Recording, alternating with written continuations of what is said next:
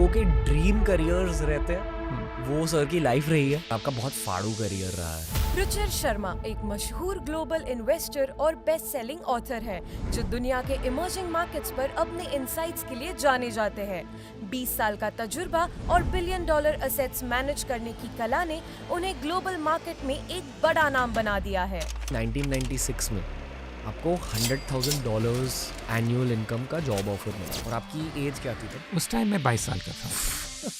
आप वहाँ के साउथ बॉम्बे में रह रहे हो। एक तरह से हाँ बिल्कुल, मैं सेंट्रल पार्क में रहता हूँ। बहुत सारे भारतीय स्टूडेंट्स आपकी लाइफ को देखकर ये समझेंगे कि यार ये ही ड्रीम है, पर क्या आप उन्हीं भारतीय स्टूडेंट्स को ये कहोगे कि बेटर जॉब्स के लिए, बेटर सैलरीज के लिए अमेरिका जाना चाहिए? अमेरिका की इकोनॉमी बाहर से तो बहुत अच्छी लगती है, पर अमेरिका के अंदर, अमेरिका में आज बहुत लोग जो हैं, यंग लोग, वो अपना घर नहीं खरीद पाते। सर मोस्टली ना आम जनता जब बजट्स निकलते हैं हर साल, बजट्स को टैक्सेस के पर्सपेक्टिव से देखते हैं, बट जब भारतीय बजट्स अनाउंस होते हैं आप किस पर्सपेक्टिव से देखते हैं? अगर आप 50% से ज़्यादा टैक्स गवर्नमेंट को दे रहे हो तो इफेक्टिवली आप गवर्नमेंट के लिए काम कर रहे हो। बहुत सारे exit poll experts news channels पर प्रिडिक्शंस दे रहे थे इलेक्शंस के, पर आप ही इकलौते वो इंडिविजुअल थे जिन्होंने एग्जैक्टली जो प्रिडिक्ट किया वही हुआ इलेक्शंस में। जो मोदी जी की गवर्नमेंट है अभी, आपको लगता है एज एन इकोनॉमिस्ट वो सही इकोनॉमिक पॉलिसीज अप्लाई कर रही है हमारे देश में? ज़्यादातर अगर मैं सरकार की जो पॉलिसीज देखूं, मुझे थोड़ी सी चिंता है।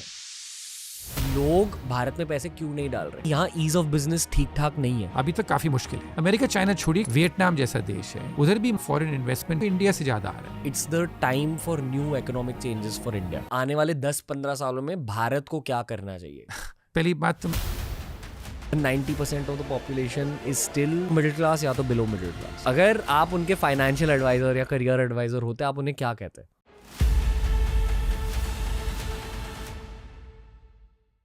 जब हमने इस पॉडकास्ट की शुरुआत की थी, गोल सिर्फ ये था कि भारत को बहुत ज़्यादा नॉलेज मिलनी चाहिए, बहुत ज़्यादा हेल्प मिलनी चाहिए।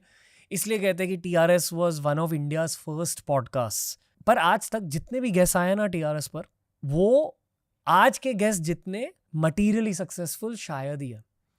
रुचिर शर्मा एक ग्लोबल इन्वेस्टर है, वॉल स्ट्रीट में काम किया, ये फाइनेंशियल टाइम्स के लिए भी राइटिंग कर चुके हैं, 5 किताबें लिखी हैं इकोनॉमिक्स के बारे में, पैसों के बारे में। एक ग्लोबल पर्सपेक्टिव है इनका और ये ग्लोबल थॉट लीडर है। यानी कि दूसरे देशों के लोग एक भारतीय इंसान को देखकर ये कह रहे हैं कि यार इनकी राय लेनी चाहिए, इनसे हमें सीखना चाहिए। तो आज मैंने रुचिर सर से बहुत बेसिक प्रैक्टिकल सवाल पूछे कि खुद की लाइफ को कैसे शेप अप करना चाहिए, ग्लोबल इकोनॉमी के बारे में क्या समझना चाहिए एक आम आदमी को जो भारत में है। आप आज इकोनॉमिक्स के बारे में भी सीखोगे, पर उसके साथ साथ खुद के फाइनेंशियल जर्नी के लिए लाइफ लॉन्ग लेसन सीखोगे रुचिर शर्मा सर से। ये एक बहुत नॉलेजेबल इंसान है, मैं खुद इनकी बहुत ज़्यादा रिस्पेक्ट करता हूँ। और ये ना उनका सिर्फ पहला हिंदी पॉडकास्ट है, उनकी सारी किताबें हम लिंक कर देंगे नीचे। पर अभी के लिए बस बैठो और इस महान दिमाग से सीखते जाओ TRS के इस बढ़िया डीप फाइनेंशियल एपिसोड में। It's Ruchir Sharma sir on TRS।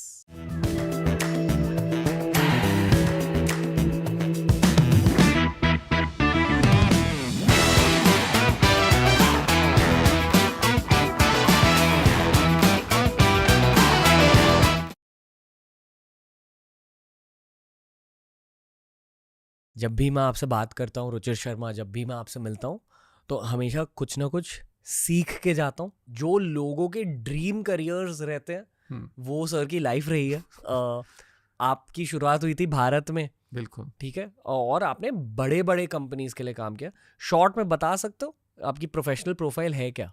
मैंने अपना करियर जो शुरू किया वो मैंने 17 साल के उम्र से पहले लिखना शुरू किया जी। तो जब मैंने स्कूल के बाद मैंने इकोनॉमिक टाइम्स के लिए, जो उस टाइम और अभी भी काफ़ी इन्फ्लुएंशियल अखबार रह चुका है, उसके लिए मैंने एक कॉलम लिखना शुरू किया कि दुनिया में और क्या हो रहा है। और उस कॉलम के पढ़ने के बाद मॉर्गन स्टैनली, जो एक बड़ा फाइनेंशियल फर्म है, उन्होंने मुझे बोला कि लिखना विकना तो ठीक है, आप और पढ़ना चाहते हो कि आप पैसा बनाना चाहते हो? तो मैंने बोला कि मैं पैसा बनाना चाहता हूँ, क्योंकि मेरा हमेशा एम्बिशन उस टाइम था कि मैं कॉलेज जाऊं और कॉलेज के बाद मैं बाहर पीएचडी करने जाऊं, अपना डॉक्टरेट करने जाऊं। पर 22 साल की उम्र में मॉर्गन स्टैनली ने मुझे एक $100,000 प्रॉमिस किए थे उस टाइम। ये 1996 की बात है, हाँ, हर साल के लिए। वाह। और उस टाइम इतनी आमदनी बहुत बड़ी लगी थी मुझे, तो इसलिए मैंने अपने पीएचडी का जो एम्बिशन था वो मैंने रद्द कर दिया और मैंने मॉर्गन स्टैनली ज्वाइन कर दी।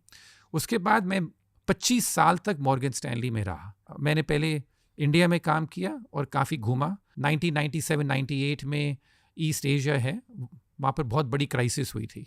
सारे जो देश थे, थाईलैंड, इंडोनेशिया, वहाँ पर बहुत तहलका मचा था और उनकी जो पूरा ग्रोथ मिरेकल था उसके पहले, वो सब ख़त्म हुआ था। तो इसलिए मैंने वो भी जाके कवर किया। और जब आप इतना सारा ब्लडशेड देख रहे हो 22, 23, 24 साल में, वो आपके ऊपर बहुत ही प्रभाव करता है। तो इसलिए मैंने पहले वो सब किया और फिर 6 साल ये सब करने के बाद मैं न्यूयॉर्क गया और मैंने फिर मॉर्गन स्टैनली में न्यूयॉर्क में 20 साल और काम किया। तो 25 साल तक मैंने मॉर्गन स्टैनली के साथ काम किया। पर इस दौरान एक चीज़ मैंने हमेशा फोकस पे रखा कि मैं हमेशा लिखता रहा, क्योंकि मेरे लिए लिखना एक बहुत ही इम्पॉर्टेंट एस्पेक्ट है लाइफ के लिए। 1991 से मेरा सिलसिला शुरू हुआ लिखने का। जब मैं 17 साल का था, स्कूल के बाद जब मैं कॉलेज में था, मैं जाके इकोनॉमिक टाइम्स को अपना कॉलम हर संडे देता था।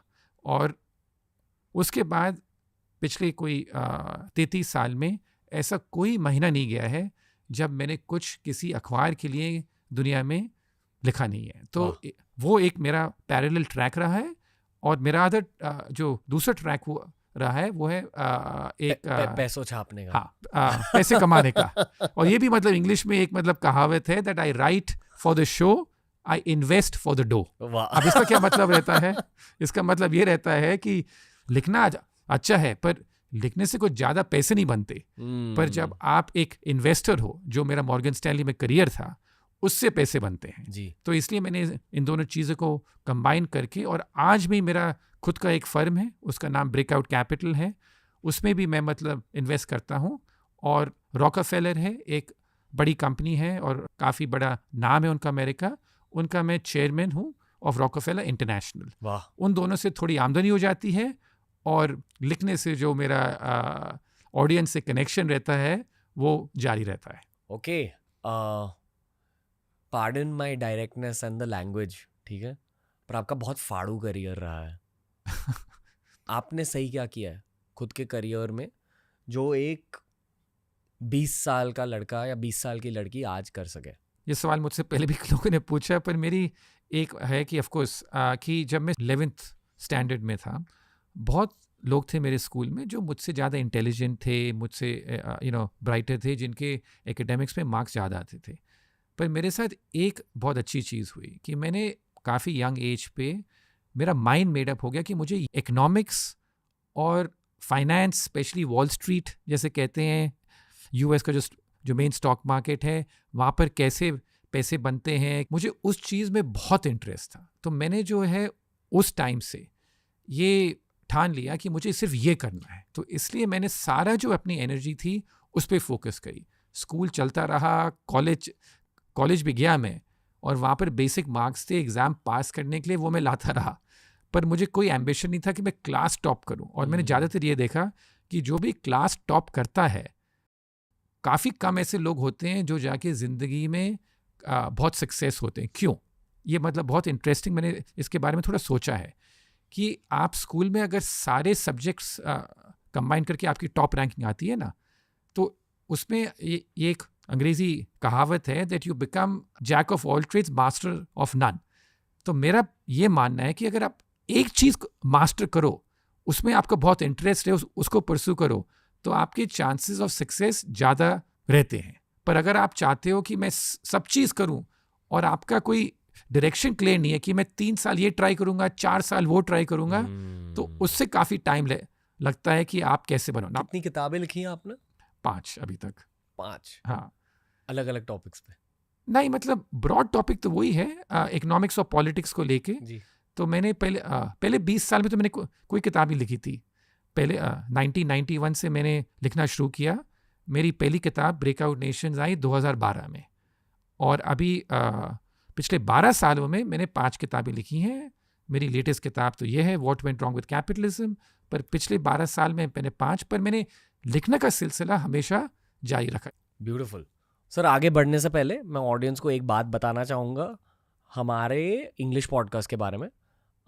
मुझे याद है शायद 4 महीने पहले हमने वो पॉडकास्ट की रिकॉर्डिंग करी थी। ये इलेक्शन से पहले हुआ था और बहुत सारे एग्जिट पोल एक्सपर्ट्स आकर न्यूज़ चैनल्स पर प्रिडिक्शंस दे रहे थे इलेक्शंस के। पर आप ही इकलौते वो इंडिविजुअल थे जिन्होंने एग्जैक्टली जो प्रिडिक्ट किया वही हुआ इलेक्शंस में। पूरी दुनिया मोदी गवर्नमेंट के बारे में क्या सोच रही है, पिछले 10 सालों के बारे में क्या सोच रही है, और जो इस इलेक्शंस में हुआ क्या दुनिया को पता चला है कि क्या हुआ इन terms of Lok Sabha seats etcetera etcetera? हाँ, तो 2 चीज़। एक तो ये जो चुनाव थे और आपने इसके बारे में भी बोला कि लोगों को बाहर, स्पेशली अमेरिका में, यूरोप में, ये लग रहा था कि जो इंडियन डेमोक्रेसी है, हमारा लोकतंत्र है, वो खतरे में है। ये नैरेटिव वहाँ पर बिल्ड हो रहा था। उनको लग रहा था कि मोदी की सरकार ऑपोजिशन को पूरा ख़त्म कर रही है, लोकतंत्र खतरे में है। तो जब मैंने अपना पहला इस पर आर्टिकल लिखा था और इसके बारे में हमने बात भी करी थी, और मैंने बोला था कि इंडिया में ऐसा कुछ नहीं हो रहा, यहाँ पर कोई मतलब ये ऐसा नहीं है कि मोदी प्रभावित है पूरे देश में। तो लोग जो वेस्ट में, उनको काफ़ी शौक हुआ था कि रियली इंडिया में ये हो रहा है। इलेक्शन के बाद मुझे लग रहा है कि ये सब जो बातें थी कि इंडिया की डेमोक्रेसी डेंजर में है, लोकतंत्र खतरे में है, वो सब बात अब ख़त्म हो गई है। तब अब जो इंडिया का जो रिस्पेक्ट है as a democracy, world largest democracy, मुझे लग रहा है इस चुनाव के बाद वो बहुत बड़ा है। और ये सब बात कि चुनाव में ये कोई ईवीएम फ्रॉड चल रहा है, ये सब बात अब काफ़ी कम हो गई है। तो सबसे बड़ी अच्छी बात तो मुझे लगी है इस चुनाव के बाद कि जो इंडियन डेमोक्रेसी है उस पे लोगों का बाहर भी, इंडिया में भी, पर बाहर भी ट्रस्ट जो है बहुत इंक्रीज हुआ है। सबसे इम्पोर्टेंट बात। इसकी वजह से एफडीआई बदलेगी शायद, पर आई थिंक और ये भी लगा है कि स्टॉक मार्केट का जो रिएक्शन रहा है चुनाव के बाद, वो भी काफ़ी कॉन्फिडेंट रिएक्शन रहा है, क्योंकि बहुत लोगों को लगा था, और मुझे भी लगा था कि अगर नंबर ज़्यादा घट गए बीजेपी सरकार के, तो शायद स्टॉक मार्केट को पसंद नहीं आए और उनको लगे कि इतनी मजबूत सरकार नहीं है तो ये रिफॉर्म नहीं होंगे, वो रिफॉर्म नहीं होंगे। पर देखिए अभी मतलब 2-3 महीने बाद स्टॉक मार्केट तो और ऊपर है उसकी तुलना में। तो कॉन्फिडेंस जो है कि कोई भी सरकार हो और इलेक्शन रिजल्ट कोई भी आए, इंडिया का जो ग्रोथ स्टोरी है वो जारी रहेगी। मेरे ख्याल से उसमें कॉन्फिडेंस इंक्रीज हुआ है दुनिया भर में। तो all in all looking good. या ऑल इन ऑल आज से कि जो इंडिया की जो स्थिति है वो इवन काफ़ी अच्छी लग रही थी, पर पिछले 3 महीने में चुनाव के बाद और अच्छी हुई है। ओके, मेरे ख्याल से भारत आज एक ऐसे मोड पर पहुंचा है जहां बहुत सारे लोगों के अगले 20 सालों के लिए बहुत बड़े बड़े एम्बिशंस हैं। बहुत कुछ जान रहे भारतीय दुनिया के बारे में, पर दुनिया भी अभी टर्मोइल में है। वॉर्स चल रहे हैं, जियोपॉलिटिकली चीज़ें बहुत वॉलेटाइल है। भारत में पॉलिटिकल चेंजेस हो चुके हैं, पर अमेरिका में जो पॉलिटिकल चेंजेस और जो इकोनॉमिक चेंजेस होने जाएंगे अभी अगले 6 महीनों में, वो दुनिया को इफेक्ट करेंगे। बिल्कुल। क्या मैंने कुछ गलत कहा? नहीं, एकदम ठीक बात कर रहे हैं। पर इसमें मेरी अंग्रेजी में एक कहावत है कि वो है, history is better remembered than it's lived. अब इसको मैं समझाता हूँ। इसका मतलब कि जो हम हमेशा सोचते हैं कि जो पहले हुआ था वो उस टाइम कितनी ज़िंदगी आसान थी, कितनी ज़िंदगी एकदम सिंपल थी, पर और आज जो हो रहा है वो इतनी मुश्किल है। एक क्राइसिस हो रही है, जैसे आपने बताया, कभी कुछ इजराइल में है, कभी कुछ मिडल ईस्टर्न में है। तो हमें लगता है कि अभी जो जिस दौर से हम जा रहे हैं वहाँ पर बहुत अनसर्टेनिटी है, और पहले सब ठीक होता था। और मेरा ये मानना है कि ये गलत बात है, और ये गलत बात इसलिए है क्योंकि अगर आप 20 साल पहले भी देखें तो उस टाइम भी आपको लगता होगा कि जब हम उस टाइम उस दौर से गुजर रहे थे कि कुछ बहुत ही अनसर्टेन एनवायरनमेंट है, और हमेशा किसी भी टाइम लगता है कि कहीं ना कहीं कोई वॉर हो जाएगी या कुछ हो जाएगी, पर 90% टाइम ऐसा कुछ नहीं होता। तो इसलिए बोलता हूँ history is better remember than is lived. ये अंग्रेजी में काफ़ी अच्छी बात है और इससे मैं एकदम वाकिफ़ हूँ। वाह, ओके। सर ने मुझे बताया था कि 25 सालों में डेटा का यूज़ कैसे करते हैं ये सर ने सीखा है। हाँ। इसलिए मैंने सोचा कि आज हम सर को बहुत भारत स्पेसिफिक सवाल पूछेंगे। 3 पॉइंट है। पहला पॉइंट है पर कैपिटा इनकम, दूसरा पॉइंट है जॉब मार्केट जो काफ़ी ज़्यादा वॉलेटाइल है आज, और तीसरा पॉइंट है रिसेशन। पहले तो ये रिसेशन के बारे में बताओ, क्या दुनिया में एक बहुत ज़बरदस्त रिसेशन आने वाली है? मुझे इसके अभी कोई ऐसे आसार नहीं दिखते कि इतनी भारी मंदी आएगी कि वो पूरी दुनिया की ग्लोबल इकोनॉमी को डुबाएगी। मेरा मानना ये है कि अमेरिका जो है उसने बहुत कर्जा ले रखा है। जो अमेरिका का जो काफ़ी इकोनॉमिक ग्रोथ रही है स्पेशली पिछले 5-10 साल में, ये बहुत डेट लेके ग्रोथ रही है, बहुत कर्जा लिया है अमेरिका ने। अमेरिका की सरकार बहुत कर्जा ले रही है क्योंकि उनको ये लगता है कि देखो सारी दुनिया को तो हमारा पैसा चाहिए, डॉलर जो उनकी करेंसी है वो सब इस्तेमाल करते हैं, तो जितना कर्जा लो वो कोई ना कोई दुनिया में उसको हमेशा हमें फंड करता रहेगा। और मुझे इस बात से थोड़ा डर लगता है क्योंकि अगर कोई भी ऐसे समझे कि हमारी बात अलग है, हम कितना भी कर्जा ले लें कोई नेगेटिव कॉन्सिक्वेंस नहीं होगा, ये मेरे ख्याल से गलत बात है। तो अमेरिका जहाँ मैं रहता हूँ, जैसे आपको मालूम है, मैं अमेरिका पे पिछले 20-25 साल पे काफ़ी बुलिश रहा हूँ, काफ़ी ऑप्टिमिस्टिक रहा हूँ, पर मुझे अभी इस बात से थोड़ा डर हो गया है कि अमेरिका में ये लोग बहुत कर्जा ले रहे हैं और इतना कर्जा कौन इसको फंड करते रहेगा। और अभी हम अमेरिका में चुनाव हो रहे हैं, वहाँ के दोनों लीडिंग कैंडिडेट्स हैं, ट्रंप और कमला हैरिस, दोनों ऐसे बात कर रहे हैं कि हम और कर्जा लेंगे और उसका कोई नतीजा नहीं रहेगा। तो जब आप कह रहे हो कि अमेरिका ने बहुत कर्जे लिए, लोन्स लिए, किससे? हाँ, तो अमेरिका की सरकार ऐसी है कि वो खुद पैसा छापती रहती है क्योंकि जो डॉलर है वो उनकी करेंसी है, तो इसलिए उनके पास काफ़ी पावर है कि वो कर्जा लेते रहें और जो लोग हैं वो अमेरिका की डेट जो है वो खरीदते रहते हैं। आई थिंक हमें पहले ना डॉलर की बातें करनी चाहिए कि वर्ल्ड वॉर 2 के बाद डॉलर की अहमियत बदल गई दुनिया में। बिल्कुल। हाँ। ये समझाइए कि एग्जैक्टली हुआ क्या और आज रियलिटी क्या है, क्योंकि रशिया चाइना जैसे देश डॉलर की रिस्पेक्ट नहीं करते। हाँ, करेक्ट। हाँ, तो ये टाइमलाइन शॉर्ट में समझा दीजिए कि हुआ क्या एग्जैक्टली। हाँ, तो देखिए अगर आप पूरी इतिहास में देखेंगे तो हमेशा हर 100 साल कोई ना कोई करेंसी रहती है जो पूरी दुनिया की सबसे डोमिनेंट करेंसी रहती है। हाँ, तो आपने बोला कि वर्ल्ड वॉर 2 के टाइम डॉलर उभर के आया और तब से डॉलर ही एक करेंसी है जो पूरी दुनिया में इस्तेमाल होता है जी, कॉमन करेंसी हो गई। उसके पहले यूके की जो करेंसी थी पाउंड, वो 100 साल तक एकदम डोमिनेंट थी। उसके पहले फ्रांस की करेंसी होती थी 100 साल के लिए। उसके पहले होता था स्पेनिश जो करेंसी है, उसके पहले पोर्चुगीज़ और उसके पहले डच। तो हर 100 साल में ऐसा रहा है कि कोई ना कोई करेंसी रहती है जो बिल्कुल वर्ल्ड को डोमिनेट करती है जी, और वो ज़्यादातर उस देश से आती है जो एकदम सबसे बड़ा इकोनॉमिक पावर रह चुका हो। World heavyweight champion. हाँ, एग्जैक्टली, वर्ल्ड हेवीवेट चैंपियन बताइए उसको।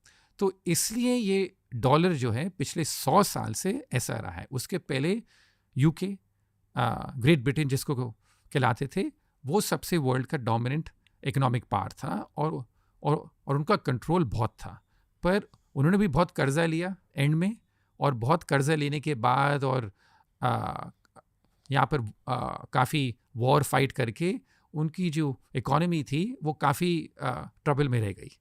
और उस टाइम अमेरिका उभर के आया। मतलब जब मैं आपको 10 रुपए देता हूँ, हम्म, वो रुपीस भी डॉलर के अगेंस्ट बेंचमार्क होता है। बेंचमार्क होता है। हाँ इसका मतलब है कि दुनिया के हर देश में हाँ डॉलर्स रखे हुए हैं हाँ सेंट्रल बैंक्स में, हाँ राइट? हाँ एक सर्टेन नंबर ऑफ डॉलर्स, हाँ और आपकी खुद की करेंसी, खुद के देश की करेंसी उसके against in a way compare की जाती है। हाँ कंपेयर की जाती है। और जो सारा ट्रेड होता है, जैसे लगभग 90% जो ट्रेड दुनिया में होता है वो डॉलर में होता है। यानी कि जब आप किसी देश से ऑयल खरीद रहे हो, हाँ, प्लास्टिक खरीद रहे हो, हाँ, वो डॉलर्स में ट्रांजैक्शन। एग्जैक्टली, वो डॉलर में ट्रांजैक्शन रहती है। उसके पहले पाउंड्स, उसके पहले फ्रैंक्स, हाँ, उसके पहले स्पेनिश, डच। एग्जैक्टली। ओके, हाँ, तो ये सिलसिला रहा है कोई 600 साल से। वाह। हाँ, तो ये मतलब आर के हिस्ट्री की। पर सबसे बड़ी गलती जो देश करते हैं वो ये करते हैं कि वो समझते हैं कि अब हमारे पास ये पार है, अब इसको हम कैसे यूज़ करें और कभी कभी किसको कैसे अब्यूज़ करें। वाह। और मुझे लग रहा है कि अमेरिका में 2 गलतियां कर रहा है। एक गलती अमेरिका ने ये की है कि इन्होंने बहुत कर्जा लिया है, इतना कर्जा लिया है कि अभी इसको कौन फंड करेगा और कौन इतने डॉलर खरीदते रहेगा, ये मेरे ख्याल से अगले 2-3 साल में एक बहुत इम्पॉर्टेंट सवाल उभर के आएगा। तो एक ये कंसर्न है। दूसरी चीज़ मेरे ख्याल से जो अमेरिका ने गलती की और जो आपने अभी इसके बारे में रेफ़र किया कि 2022 में जब रशिया ने इन्वेड किया यूक्रेन को, तो उस टाइम अमेरिका ने जाके बहुत बड़े सैंक्शंस इम्पोज किए और सबसे पहली बार और रशिया को उन्होंने जो उनके सारे फॉरेन एक्सचेंज रिजर्व्स थे जो उन्होंने बाहर रख रखे थे, सेंट्रल बैंक्स में डॉलर में रख रखे थे, वो सारे जब्त कर लिए और ये बोल दिया कि रशिया को हम जो पूरा इंटरनेशनल ट्रेडिंग सिस्टम है और है इससे हम निकाल रहे हैं। ओके, बेसिकली रशिया के लिए जिंदगी मुश्किल करने की कोशिश की। हाँ बिल्कुल, ये जियोपॉलिटिकल रिस्पांस था। तो ये जियोपॉलिटिकल रिस्पांस था, पर इसमें ये एक बहुत इंपॉर्टेंट बात थी कि जो अमेरिका का रोल है वो सिर्फ अमेरिका और रशिया के बीच में नहीं है, क्योंकि America is in control of the world's reserve currency, तो उनका इन्फ्लुएंस जो है और जो बायलैटरल ट्रेड से ज़्यादा रहता है। तो और जब अमेरिका ने कहा कि रशिया को उस सिस्टम से बाहर निकाल दिया, कंप्लीटली बाहर निकाल दिया, ठीक है, तो आपने रशिया को चोट पहुंचाई, आपका वो एम था तो आपने किया, पर इससे एक और बहुत इम्पॉर्टेंट नेगेटिव साइड इफ़ेक्ट हुआ है इंडिया में भी, और जो और नेशन है, चाइना, जो जिसके साथ अमेरिका के रिलेशन काफ़ी ख़राब हो रहे हैं, उन लोगों को और इन देशों को डरने लगने लगा कि अगर आज अमेरिका ने रशिया के साथ किया है, कल वो हमारे साथ भी हो सकता है। मतलब अमेरिका के पास बहुत ज़्यादा पावर बहुत है, ज़्यादा पावर है, बहुत ज़्यादा फाइनेंशियल पावर है, इसी डॉलर के लॉजिक की वजह से, इसी डॉलर की वजह से। तो इन्होंने इस पावर को बुरी तरह से यूज़ किया। दूसरे देशों को पता चला है कि भाई अच्छा, अमेरिका की ये रियलिटी है, हाँ, हमारे साथ भी कल ये हो सकता है। एग्जैक्टली। ओके, हाँ, तो अब ये सब देश जो हैं चाहते हैं कि हम थोड़ा अपना इंडिपेंडेंस बना रखें, तो इसलिए बहुत जो सारे देश हैं उन्होंने बात शुरू करी कि हम कैसे ट्रेड करें, हम कैसे जाएं कि हमें इतनी डिपेंडेंस जो है डॉलर पे नहीं रहे। और जो आपने पहले बात करी कि जो दुनिया भर में काफ़ी सेंट्रल बैंक्स हैं, ये सेंट्रल बैंक्स अपना पैसा डॉलर में रहते हैं, पर अब उनको लगा कि इतना सारा पैसा हमारा डॉलर में रखना शायद गलत बात है, तो इन लोगों ने जाके सोना या गोल्ड खरीदना शुरू किया बहुत ज़बरदस्त ताकत में। तो अगर आप देखेंगे कि एक चीज़ जो हुआ है कि जो गोल्ड का दाम है बहुत बड़ा है पिछले 2 साल में, और इसका एक बहुत इम्पॉर्टेंट रीज़न ये रहा है कि जो सारे सेंट्रल बैंक्स हैं दुनिया भर में, ये जाके अब गोल्ड खरीद रहे हैं और बोल रहे हैं कि हम जो हमारा पैसा है, जो उसको फॉरेन एक्सचेंज रिजर्व्स कहलाते हैं, जो उनके रिजर्व्स हैं, हम इतना सारा पैसा डॉलर में नहीं रखेंगे, हम थोड़ा बहुत अब जाके गोल्ड में रखेंगे, या और जो छोटी करेंसीज हैं, ऑस्ट्रेलिया की हो, स्विस हो, हम इन चीज़ों में रखेंगे। तो इससे डॉलर का जो इन्फ्लुएंस है धीरे धीरे, इन चीज़ों में बहुत टाइम लगता है जी, पर धीरे धीरे डॉलर का इन्फ्लुएंस कम हो रहा है। क्या इस पूरे बदलाव की वजह से इंडिया भी अफेक्ट होगा? हाँ, India in terms of the fact मुझे ये लगता है कि जो डॉलर है वो अगले 5-10 साल में काफ़ी कमज़ोर होके जाएगा। और इसमें भी इंडिया का एक इफ़ेक्ट ये रहेगा हम लोगों के लिए कि इंडिया में हमेशा ये माइंडसेट रहा है कि डॉलर ले लो जितने डॉलर लेने हैं, और जो रुपये की वैल्यू है वो हमेशा हमें लगता है कि ओवर टाइम गिरती चली जाती है। अगर आप अभी भी देखेंगे कि कोई 15-20 साल पहले रुपये की जो वैल्यू थी वो कोई 40 रुपये होती थी, अब जाके 80 से ऊपर है। तो ये हमेशा ट्रेजेक्ट्री रही है। पर मुझे लगता है कि अगर हम लोग इंडिया में हमारी पॉलिसीज़ ठीक रहे तो मुझे लगता है कि इस पॉइंट से अगले 5 साल में जो रुपये की वैल्यू है वो डॉलर के मुकाबले भी बढ़ेगी, घटेगी नहीं। रुपये की स्ट्रेंथ बढ़ेगी बेसिकली। हाँ, मुझे लग रहा है। या डॉलर की स्ट्रेंथ घटेगी? डॉलर की स्ट्रेंथ घटेगी, और अगर हम लोग अपनी पॉलिसीज़ ठीक तरह करें तो हमारी जो करेंसी की वैल्यू है वो शायद बढ़ेगी। ओके, अगर आपके आज 2 बच्चे होते और उन दोनों ने आपसे कहा कि पापा हमें अमेरिका जाना है जॉब के लिए, आप क्या कहते हो उन्हें? मेरे ख्याल से अमेरिका में जाना इन टर्म्स ऑफ आई थिंक पढ़ने के लिए अभी तक वहाँ पर काफ़ी अच्छी अपॉर्चुनिटीज़ हैं, अगर आप जा सको तो जाओ। पर जो मैंने अपनी किताब लिखी है इसके बारे में भी हम बात करेंगे। मैंने इस किताब में ये लिखा है कि अमेरिका में भी आज जो स्थिति है वो थोड़ी नाजुक हो गई है, क्योंकि अमेरिका में जिसमें लिखा है कि अमेरिका की इकॉनमी बाहर से तो बहुत अच्छी लगती है, पर अमेरिका के अंदर एक बहुत टेंशन है कि वहाँ पर 2/3 ऑफ अमेरिकन जो हैं, लगभग 70% अमेरिकन बोल रहे हैं कि वो अपने देश से खुश नहीं है। तो वहाँ पर भी बहुत नाराज़गी है, वहाँ पर भी उनको लगता है कि उनको जो जॉब्स मिल रहे हैं वो अच्छे जॉब्स नहीं मिल रहे। आप रहते हो न्यूयॉर्क में रहता हूँ मैं। हाँ। कैसी है आपकी लाइफ? मेरी लाइफ तो मैं काफ़ी अच्छी लाइफ रही है, और मैंने अमेरिका से बहुत बेनिफिट किया है, और इसमें कोई दो राय नहीं है कि अमेरिका में बहुत सारी अपॉर्चुनिटीज़ हैं। पर अगर आप ये सोचो कि अमेरिका में सब ठीक है, ग्राउंड लेवल पे अब सब ठीक है, ये बात भी ठीक नहीं है। तो अमेरिका में, और मैं क्यों गया अमेरिका, क्योंकि मेरा जो प्रोफेशन था वो था कि मैं ग्लोबली इन्वेस्ट करूं। तो ग्लोबली इन्वेस्ट करने के लिए अगर आपको पैसा लगाना है तो न्यूयॉर्क जैसी जगह में रहना बहुत इम्पॉर्टेंट बात है। पर न्यूयॉर्क अमेरिका नहीं है। न्यूयॉर्क अमेरिका में बहुत अंतर है। अगर आप अमेरिका के हार्टलैंड में जाएंगे और वहाँ पर क्या लाइफ है वो न्यूयॉर्क से बहुत अलग है। मतलब वहाँ का मिडिल क्लास भी मुश्किलों का सामना कर रहा है, बहुत मुश्किलों का सामना कर रहा है। जैसे आज अमेरिका में एक चीज़ मैंने किताब में बात करी है कि अमेरिका में आज बहुत लोग जो हैं, यंग लोग, वो अपने पेरेंट्स के साथ ही घर में रह रहे हैं क्योंकि वो अपना घर नहीं खरीद पा रहे। और जो बहुत टाउन्स और सिटीज़ हैं अमेरिका में, वहाँ पर सिर्फ एक एम्प्लॉयर होता है, क्योंकि जो अमेरिका में सबसे बड़ी प्रॉब्लम ये रही है कि अमेरिका में कोई सिर्फ 7-10 कंपनीज़ हैं जो आज अमेरिका में बहुत डोमिनेट करती हैं। माइक्रोसॉफ्ट हुआ, गूगल, एप्पल, ये सब कंपनीज बहुत डोमिनेट करती हैं अमेरिका में, और इसलिए लोगों को लगता है कि उनके पास बहुत ज़्यादा पावर है, और जो एवरेज वर्कर है उनको लगता है कि उस पावर से जो है उनका जो इंडिविजुअल बार्गेनिंग पावर है वो कम हुआ है। तो अमेरिका में भी बहुत प्रॉब्लम्स हैं।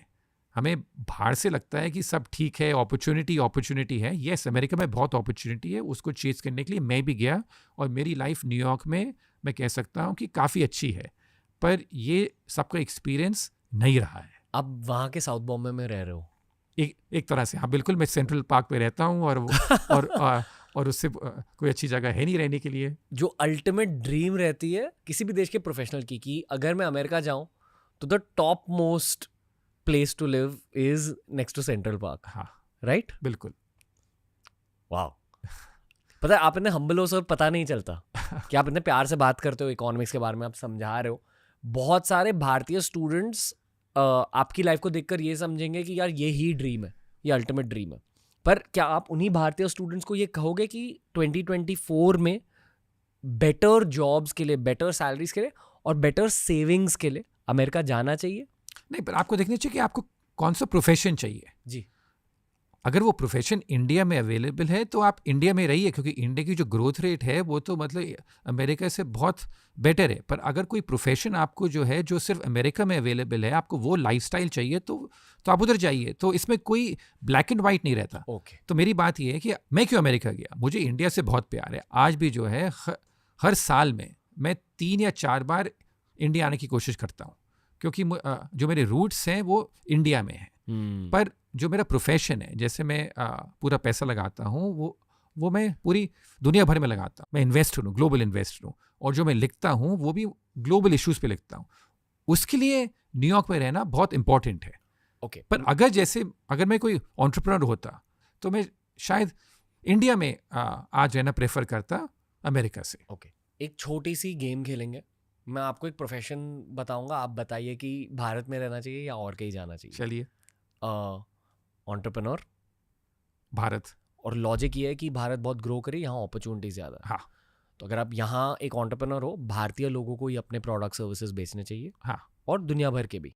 एक चीज़ बहुत इंपॉर्टेंट है कि आपको देखना चाहिए, और ये मुझे अभी तक लगता है, क्योंकि मैं अमेरिका में रह चुका हूँ 22 साल के लिए अभी। उसके पहले मैं ज़्यादातर इंडिया में था। आज तक मुझे लगता है कि मैं एक इंडियन माइंड को बेटर समझता हूँ अमेरिकन माइंड से। फिर आप भी देखिए कि आप इतना सक्सेसफुल पॉडकास्ट यहाँ चलाते हैं क्योंकि आपको मालूम है कि इंडियंस कैसे सोचते हैं। जी। इसी पॉडकास्ट को आप अगर अमेरिका में लेंगे तो उसमें काफ़ी मुश्किल आएगी, क्योंकि वहाँ पर आपको अमेरिकन माइंड समझना पड़ेगा, और अमेरिकन माइंड समझने एक पूरा लाइफ लग जाती है। और हर कोई प्रियंका चोपड़ा नहीं होता। एग्जैक्टली। और प्रियंका चोपड़ा ने का भी बहुत इंटरेस्टिंग है, क्योंकि जो उनकी टीम है थोड़ा बहुत जानता हूँ उनको, कि उनकी भी सक्सेस क्यों रही है। क्योंकि हमारे इतने सारे इंडियन एक्टर्स हैं जिन्होंने ट्राई किया कि वो अमेरिका जाएं और वहाँ पर कुछ करें, पर वो कुछ ज़्यादा उनका करियर वहाँ चल नहीं पाया। प्रियंका चोपड़ा ने भी अपने जब वो टीनेजर थी थोड़े साल अमेरिका में रही थी, और उस रहने से उनको जो अमेरिकन माइंडसेट है और अमेरिका में कैसे बात करते हैं, कैसे रिलेट करते हैं, उसकी समझ आई। अब यहाँ से जब एक्टर लोग जाते हैं उधर, उनको इस बात की समझ नहीं आती कि वो कैसे करना चाहिए, और इसलिए वहाँ पर वो उनकी एक्सेप्टेबिलिटी रहती है वो काफ़ी लो रहती है। तो मेरे ख्याल से तो इन चीज़ों का ध्यान करना चाहिए कि इतना इजी नहीं है कि यहाँ ग्रोथ रेट ज़्यादा है और वहाँ ग्रोथ रेट कम है, तो ऐसे। हाँ बिल्कुल, वो एक फैक्टर है, पर दूसरा फैक्टर है कि आप किस साइकी को, किस माइंड को ज़्यादा समझ पाते हो, आप वो करिए। तो जैसे अभी चुनाव भी हैं, आपको मालूम होगा, हमने पिछली बार भी बात करी कि इंडिया में मैं हर बार जब कोई चुनाव होता है तो मैं कोई 20 लोगों के साथ, जो मेरे सारे दोस्त हैं इंडिया में, एडिटर्स और अदर लोग, इन लोगों के साथ मैं जाके चुनाव प्रचार देखता हूँ। क्योंकि मुझे इंडियन के जो इलेक्शन सिस्टम है इसमें बहुत इंटरेस्ट है, और क्योंकि मेरी अपब्रिंगिंग इंडिया में रही है, तो मेरा कनेक्शन जो एवरेज इंडियन से है ज़्यादा है। अमेरिका में मैं 22 साल रहने के बाद अभी चुनाव होंगे तो मैं उनको फॉलो कर रहा हूँ, पर मुझे अगर कल बोले कि यही जो आप प्रचार इंडिया में करते हैं, भारत में करते हैं, या आप अमेरिका में करें, मुझे इसमें कोई दिलचस्पी नहीं है। क्योंकि मुझे वहाँ का जो अमेरिकन डीप माइंडसेट है कि मिनेसोटा में क्या हो रहा है या टेक्सास में क्या हो रहा है, इसके बारे में मुझे कुछ ज़्यादा अंडरस्टैंडिंग ही नहीं है। तो आई थिंक ये बहुत इम्पॉर्टेंट बात है। फिर ओके, अगला जॉब डॉक्टर। इसमें थोड़ी मुझे मुश्किल बात लगती है, क्योंकि मुझे लगता है कि जो अभी तक जो बहुत कटिंग एज टेक्नोलॉजी है वो तो अमेरिका में है, पर मुझे इंडिया में पसंद है कि जो डेली टच रहता है जी वो इंडिया में बेटर है। तो डॉक्टर के लिए अगर आपका एम्बिशन है कि आप कुछ बहुत कटिंग एज चीज़ करना चाहते हो, तो उसके लिए ट्रेनिंग के लिए और अदर के लिए अमेरिका बेटर है। पर जो डेली डॉक्टर का जो रहता है, जो इंडिया में कनेक्शन रहता है, वो कभी मुझे अमेरिका में दिखाई नहीं देता। कोडिंग के बारे में मुझे इतना मालूम नहीं है, पर मैं आपको ये बताऊं कि अभी भी जो इंडिया में जो टेक सेक्टर है, मैं अभी बेंगलोर में था पिछले दिन, इससे बहुत मैं इम्प्रेस हूँ। तो मेरे ख्याल से इंडिया में भी जो टेक इकोनॉमी बन के आ रही है और इंडिया में जो डिजिटल ट्रेंड है वो बहुत स्ट्रॉन्ग है। तो मुझे लग रहा है कि जो आपके जो क्वेश्चन हैं, इनमें एक पैटर्न मैं खुद देख रहा हूँ, और वो पैटर्न ये है कि इन सब चीज़ों के लिए थोड़ा टाइम अगर आप जाएं अमेरिका, वहाँ से सीख कर आएँ, क्योंकि उनके पास लेटेस्ट टेक्नोलॉजीज़ हैं, पर आप इंडिया में आके प्रैक्टिस करें तो मेरे ख्याल से वो कॉम्बिनेशन शायद बेस्ट रहे अगर आपकी अपब्रिंगिंग इंडिया में रही है जी। तो। जैसे आपने कहा कि आपकी जो जॉब प्रोफाइल है हाँ वो वहीं अवेलेबल है, हाँ वो भारत में है ही नहीं जॉब प्रोफाइल हाँ ग्लोबल मार्केट्स में इन्वेस्ट करने की। हाँ स्पेसिफिकली उस जॉब प्रोफाइल को क्या कहते हैं? ग्लोबल इन्वेस्टर कहलाता हूँ मैं आपका Okay. अपने आप को। तो ग्लोबल इन्वेस्टर है। अब उसके लिए जो सारा इन्फॉर्मेशन है, अगर मैं चाहता हूँ कि मैं ग्लोबल इन्वेस्टर है, मुझे यूरोप की कंपनी से मिलना है, लैटिन अमेरिका की कंपनी से मिलना है, वो सब वहाँ पर जो इकोसिस्टम है, वो डिस्कशन है, वो ज़्यादा रहता है। अब मैं जब इंडिया आता हूँ तो यहाँ पर तो 95% जो डिस्कशन रहता है वो इंडिया के बारे में रहता है। तो न्यूयॉर्क जैसी सिटी हो, लंदन जैसी सिटीज़ हो, यहाँ पर जो डिस्कशन है वो ज़्यादातर ग्लोबल रहता है। तो जहाँ मनी मेकिंग अपॉर्चुनिटीज भी बहुत ज़्यादा होंगे। मतलब इंडिया में तो इंडिया जैसा बुल मार्केट तो किसी देश ने नहीं देखा है पिछले 5 सालों में। तो मनी मेकिंग अपॉर्चुनिटी तो इंडिया में बहुत हैं। पर आपका इंटरेस्ट की बात है। मेरा इंटरेस्ट हमेशा ग्लोबल इकोनॉमी रहा है कि ग्लोबल में क्या हो रहा है। तो इसलिए उसकी वजह से न्यूयॉर्क में रहना काफ़ी इम्पोर्टेंट रहता है। ओके। अमेरिका के अलावा सर कौन से अच्छे देश हैं जहां भारतीयों को पॉसिबली कुछ देर के लिए या पूरी जिंदगी के लिए माइग्रेट करना चाहिए अकॉर्डिंग टू यू? लाइफस्टाइल की वजह से अगर देखें तो दुबई का जो नाम है आज, वो आ रहा है that it's the best Indian city to live in outside of India, और best Indian city to live in period. क्योंकि अगर आप दुबई जाओ तो लगता है कि ये तो एक एक्सटेंशन है इंडिया का जी। अगर आप जाओ आज दुबई में, और वहाँ पर लाइफस्टाइल बहुत अच्छी लोगों को महसूस होती है और अपॉर्चुनिटीज़ भी काफ़ी हैं। तो बहुत सारे इंडियंस दुबई जा रहे हैं। मैंने 3 साल सिंगापुर में भी स्पेंड करे मेरा चाइल्डहुड।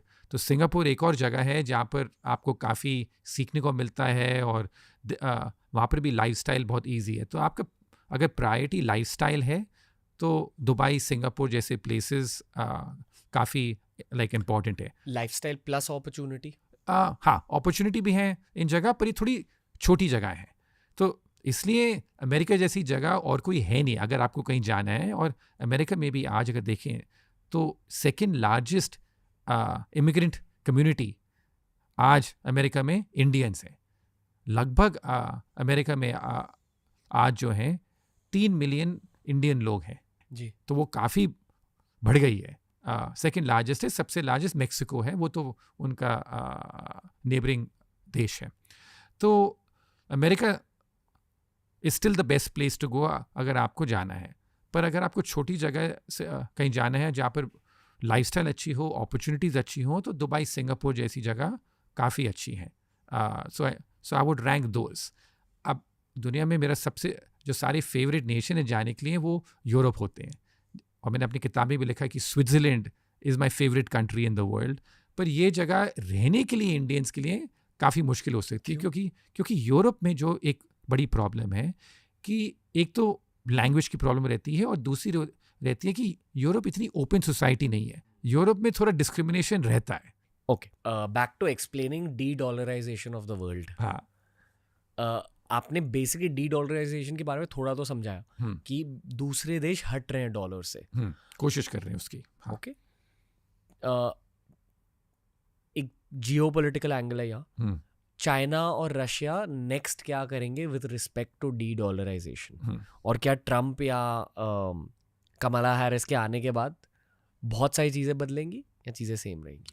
तो चाइना रशिया क्या कोशिश कर रहे हैं, चाइना इन पर्टिकुलर, कि वो जितना भी उनका कारोबार है और देशों से, वो डायरेक्टली एक दूसरे की करेंसी में करें और डॉलर को निकाल दें बीच में से। दूसरी बात है कि ट्रम्प आए या कमला हैरिस आए, जो अमेरिका का पॉलिटिकल सिस्टम है वो काफ़ी कॉम्प्लिकेटेड है। हम लोग देखते हैं कि पॉलिसीज़ होंगी 2 प्रेसिडेंट की वजह से, पर अमेरिका में हम 2 चीज़ बोलते हैं कि वहाँ पर एक सेनेट है, एक हाउस ऑफ रिप्रेजेंटेटिव्स है, और उन लोगों का इन्फ्लुएंस पॉलिसीज़ पर बहुत रहता है, वहाँ की लोकसभा की तरह। एग्जैक्टली।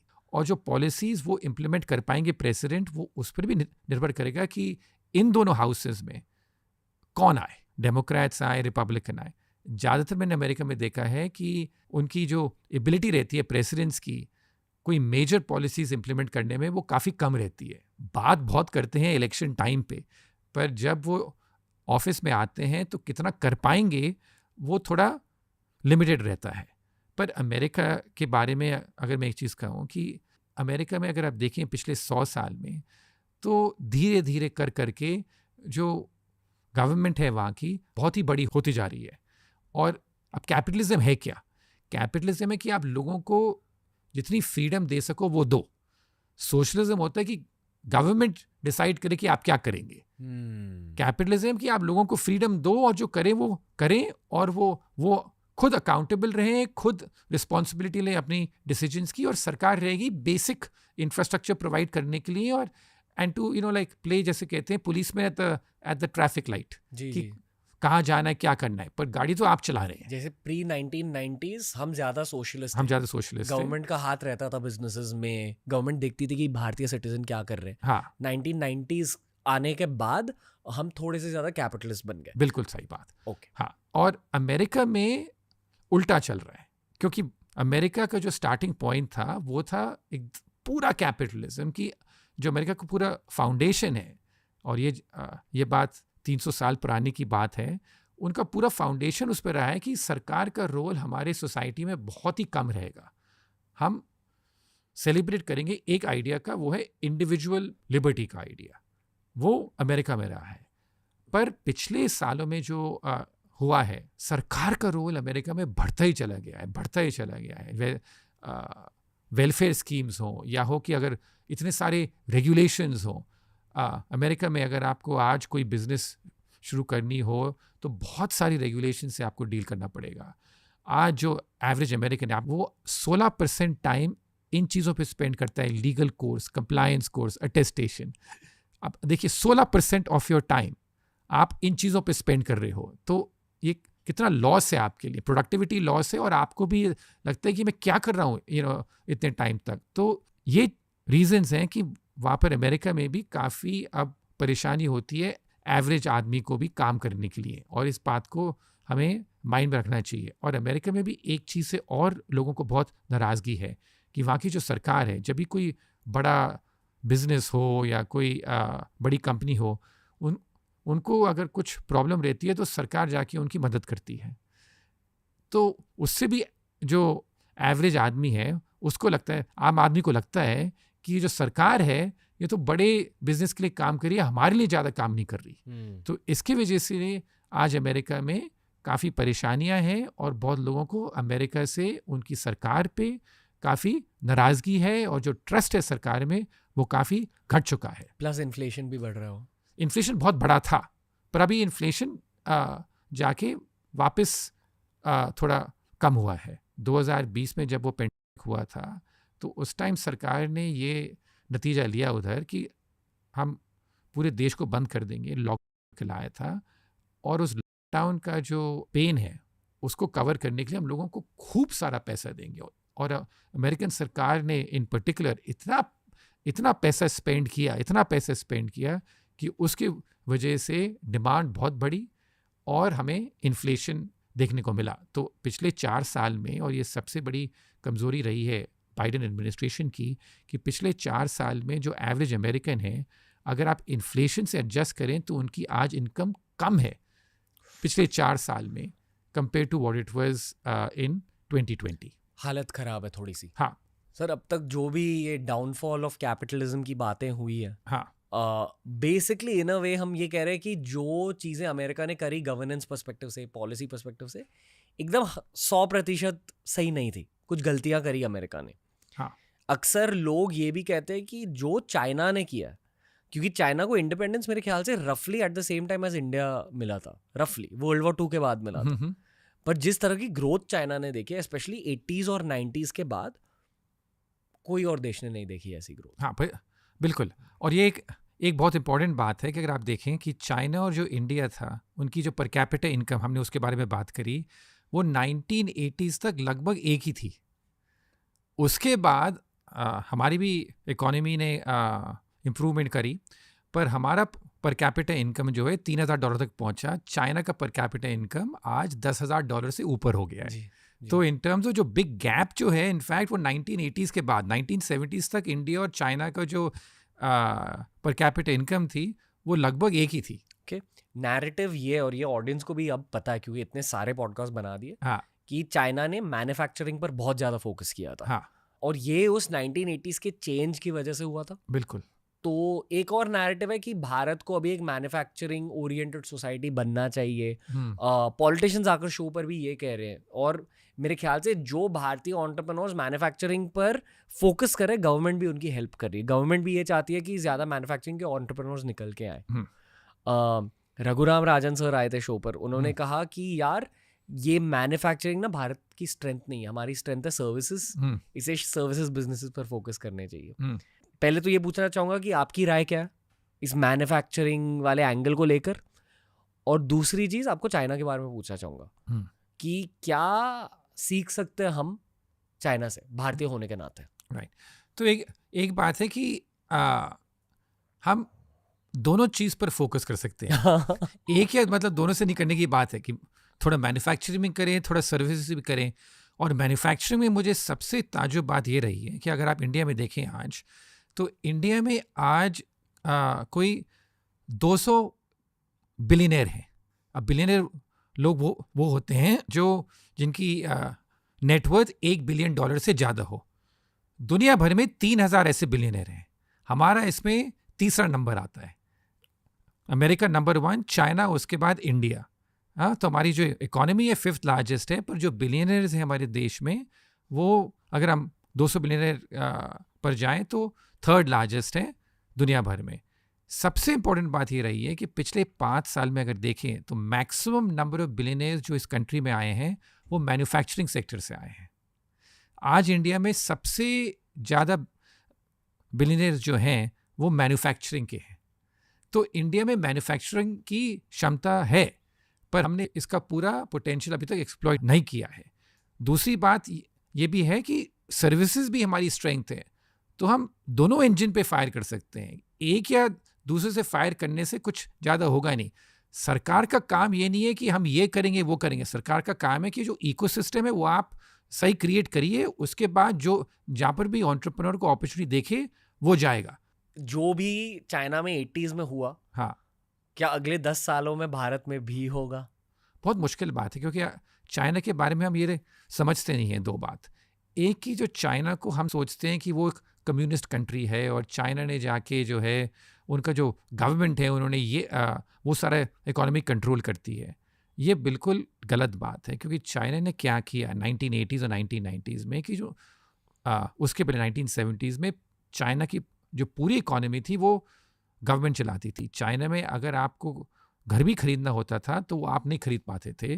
जो प्रॉपर्टी राइट्स कहलाते हैं वो सरकार के पास होती थी, इंडिविजुअल के पास कोई प्रॉपर्टी राइट भी नहीं होती थी। तो वो सब चेंज हुआ चाइना में। तो चाइना की सक्सेस स्टोरी रही कि सरकार ने उधर अपना जो बहुत कंट्रोल करती थी, धीरे धीरे चाइना ने उसको कम किया और चाइना ने प्राइवेट एंटरप्रेन्योर्स को बहुत ढील दी और ये प्रोसेस जारी रहा सालों तक।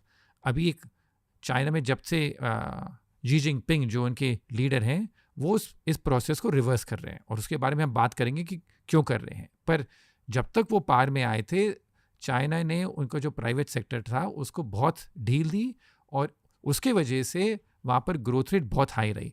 पर चाइना ने दो चीज़ करी जो इंडिया कभी नहीं कर पाएगा। एक तो कि 1990s में चाइना ने 10 करोड़ लोग जो काम करते थे सरकार के कंपनीज में, पब्लिक सेक्टर कंपनी जो कहलाते हैं, उन्होंने उनको फायर करा। 10 करोड़ लोगों को फायर किया एक साथ? एक साथ नहीं, कोई 1990s में पूरे डेकेड में। और उनको बोला कि जाओ जहाँ पर भी तुम्हें काम मिले लो, जिस भी प्राइवेट सेक्टर में काम मिले लो। और सेकंड चीज़ कि चाइना ने बोला कि हम लोगों को कोई वेलफेयर नहीं देंगे कि अगर आपकी आमदनी नहीं हो रही और आपको घर बैठना है, घर बैठो, पर आपको जो काम करना है करो। तो in a way it was a form of, मैं कहलाता हूँ, रूथलेस कैपिटलिज्म। कोई वेलफेयर स्टेट नहीं था जैसे इंडिया में कुछ मनरेगा है या कुछ और चीज़ दे रहे हैं। चाइना ने ऐसा कुछ नहीं किया। उन्होंने बोला कि जहाँ नौकरी मिले जाओ। और बहुत इंटरनल माइग्रेशन हुआ चाइना में कि लोग गए, इधर उधर गए। जो ईस्टर्न कोस्ट है जहाँ पर निवेश ज़्यादा होता है वहाँ पर गए, एक्सपोर्ट किया, जो किया। मतलब बोला कि यार मेहनत करो, अभी घर पे मत बैठो। हाँ, आपको कुछ पैसे नहीं मिलने वाले गवर्नमेंट हाँ, से। एग्जैक्टली। सरकार आपकी कोई मदद नहीं कर रही, हम इकोसिस्टम क्रिएट कर रहे हैं इधर कि हम रोड बना रहे हैं, ब्रिज बना रहे हैं, पोर्ट बना रहे हैं कि जैसे आप काम कर पाओ, पर सरकार आपको घर बैठे कोई पैसे नहीं देगी और आपको जो करना है कीजिए। और जो पब्लिक सेक्टर में इतने सारे लोग काम कर रहे थे और कुछ ज़्यादा पैसे नहीं बन रहा था, वहाँ पर 10 करोड़ लोगों को 1990s में चाइना ने निकाला। अब ये जो पॉलिसीज़ चाइना ने करी, ये हम इंडिया में कभी नहीं कर पाएंगे। तो इसलिए हमें सोचना कि हम 9, 10, 11% ग्रोथ ला पाएंगे, बहुत ही मुश्किल बात है। हम 6-7% करेंगे। अब इंडिया में क्या हो गया है कि पिछले 3-4 सालों में, और आपको इसके बारे में शायद आपको मालूम होगा कि मैं चाइना पे काफ़ी बेरिश हो गया हूँ। चाइना की जो चीन की इकोनॉमी थे, ये हमने सब देखा कि इसने कितनी तरक्की करी और इससे हम बहुत प्रभावित थे जब हम बड़े हो रहे थे। पर पिछले 5-6 सालों में चाइना ने भी काफ़ी गलतियाँ की हैं। एक तो कि जो प्रोसेस मैंने आपको समझाया कि चाइना का जो सरकार है, इन्होंने बहुत डील दी प्राइवेट सेक्टर को।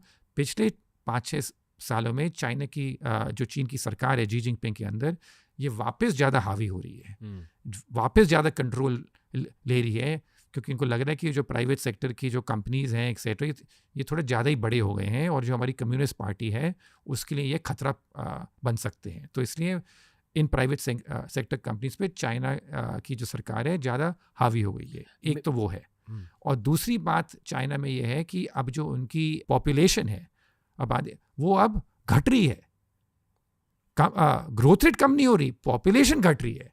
और तीसरी बात मैं एक चीज़ और कहूँगा कि बहुत कर्जे लिया है और उस कर्जे को अब चुकाने के लिए वो काफ़ी मुश्किल से गुजर रहे हैं। जो उनकी लोकल गवर्नमेंट्स हैं, जो स्टेट गवर्नमेंट्स जैसे होती है, वहाँ पर उनको बहुत परेशानी हो रही है। तो ये जो 3 चीज़ें चाइना में हो रही हैं, इसकी वजह से चाइना का जो ग्रोथ रेट है वो बहुत घट चुका है। और मुझे लगता है कि अगले 10 साल में जो चाइना की एवरेज ग्रोथ रेट रहेगी वो सिर्फ 2 या 3% रहेगी। तो अब देखिए ये इंडिया के लिए कितना बड़ा अपॉर्चुनिटी है, पर हमें इसका राइट लेसन लर्न करना चाहिए। तो हमें जो चाइना ने पिछले 40 साल में किया, उससे हमें कुछ लेसन्स लर्न करने चाहिए कि हम कैसे फॉरेन इन्वेस्टमेंट और लाएं, कैसे पॉलिसीज़ ऐसी करें कि कोई ज़्यादा परेशानी ना हो कोई निवेश के लिए। वो सब हमें चाइना से अभी सीखना चाहिए। विराट कोहली प्रॉब्लम कि इतने सेंचुरी स्कोर कर लिए कि अब प्रेशर फील होता है आगे सेंचुरी स्कोर करने की, और एजिंग भी हो गई, एजिंग भी हो रही है। एग्जैक्टली। ओके, अभी सर बट भारत की बातें करनी चाहिए हमें। बताइए। जो मोदी जी की गवर्नमेंट है अभी, हाँ, क्या आपको लगता है एज एन इकोनॉमिस्ट वो सही इकोनॉमिक पॉलिसीज अप्लाई कर रही है हमारे देश में? एंड ओवरऑल अगले 5 सालों के लिए आप कॉन्फिडेंट हो या आप डरे हुए हो? नहीं, ज़्यादातर मुझे लगता है कि उन्होंने इकोनॉमी के लिए ठीक काम किया है। तो जैसे इकोनॉमी की जो ट्रेजेक्ट्री है, इकोनॉमी की जो दिशा है, वो ज़्यादातर मेरे ख्याल से ठीक दिशा में जा रही है। इन लोगों ने कुछ जैसे मैंने भी कहा था 2020 में जब पूरा हमारा पेंडेमिक हुआ था वायरस की वजह से, उस टाइम भी मैंने कहा था कि ये सरकार को ज़्यादा पैसा स्पेंड नहीं करना चाहिए, इनको ज़्यादा स्टिमुलस नहीं करना चाहिए, क्योंकि अगर करेंगे तो बाद में पछताएंगे। और उन्होंने काफ़ी संभाल के पैसा इस्तेमाल किया। इसकी वजह से जो हमारे अकाउंट्स हैं, फिस्कल अकाउंट्स हैं, जो गवर्नमेंट के अकाउंट्स हैं, बजट अकाउंट्स हैं, वो अभी काफ़ी अच्छी सिचुएशन में है। जी, कि सबसे बड़ा जो इनका अचीवमेंट रहा है कि वो इन्फ्लेशन जो है इस कंट्री में, जो हमारी महंगाई है, वो ज़्यादा नहीं बढ़ी है थोड़ी, पर इतनी नहीं कि जो पिछली सरकार थी उनके टाइम जो हमारी महंगाई थी वो हर साल कोई 10-11% बढ़ रही थी। वो तो बहुत रहता है। और महंगाई एक बात है जो एवरेज लोगों को सबसे ज़्यादा तंग करती है। आज भी महंगाई बढ़ रही है कोई 4-5% हर साल, थोड़ा ज़्यादा है पर इतनी ज़्यादा नहीं है। तो ज़्यादातर अगर मैं सरकार की जो पॉलिसीज़ देखूं वो ठीक है, और इसकी वजह से जो हमारा स्टॉक मार्केट है और कंपनीज़ हैं इंडिया में, उनकी अर्निंग्स भी ठीक हैं। तो इस बात से मैं खुश हूँ। पर मुझे ये लगता है कि ये जो सरकार है 10 साल हो गए हैं इनको, अब मुझे ये मालूम नहीं कि इनमें कितनी क्षमता है, कितनी एनर्जी है कि अब तक ये कुछ नया और करें, क्योंकि हर देश को कुछ करना पड़ता है। हम कभी अपनी जो पास्ट सक्सेस पे वो लेके नहीं बैठ सकते। तो मुझे लगता है कि उसमें कितनी क्षमता है, कितनी एनर्जी है, उस बात को लेके मुझे थोड़ी सी चिंता है। पर अभी तक जनरली जो इस देश की इकोनॉमिक स्थिति है, आज से is broadly good. Okay, Sanjeev Sanyal sir आए हैं हम्म। जो इकोनॉमिक एडवाइजर है गवर्नमेंट ऑफ इंडिया के लिए। वो भी ये कहते हैं कि जैसे अर्ली 90s में लिबरलाइजेशन ऑफ इंडियन इकोनॉमी हुई थी, फिर उसके बलबूते पर हम आगे बढ़े, फिर और चेंजेस आए मिड 2000s में मेरे ख्याल से, उसके बलबूते पर आगे बढ़े। But it's the time for new economic changes for India, correct? आप एक कॉलेज स्टूडेंट को समझा सकते हो कि आने वाले 10-15 सालों में भारत को क्या करना चाहिए इस पूरे वर्ल्ड के सिनारियो को ध्यान में रख के? तो अगर आप देखें कि हमें क्या करना चाहिए, पहली बात तो मैंने एक चीज़ सीख रखी है, और इसलिए मुझे कभी सरकार में काम करने से कोई इंटरेस्ट नहीं है जी। कि आप कुछ भी बोलो, आपकी बात कोई सुनता तो है नहीं तो मैं कुछ बोल भी दूं तो उससे कोई ज़्यादा प्रभाव नहीं होता।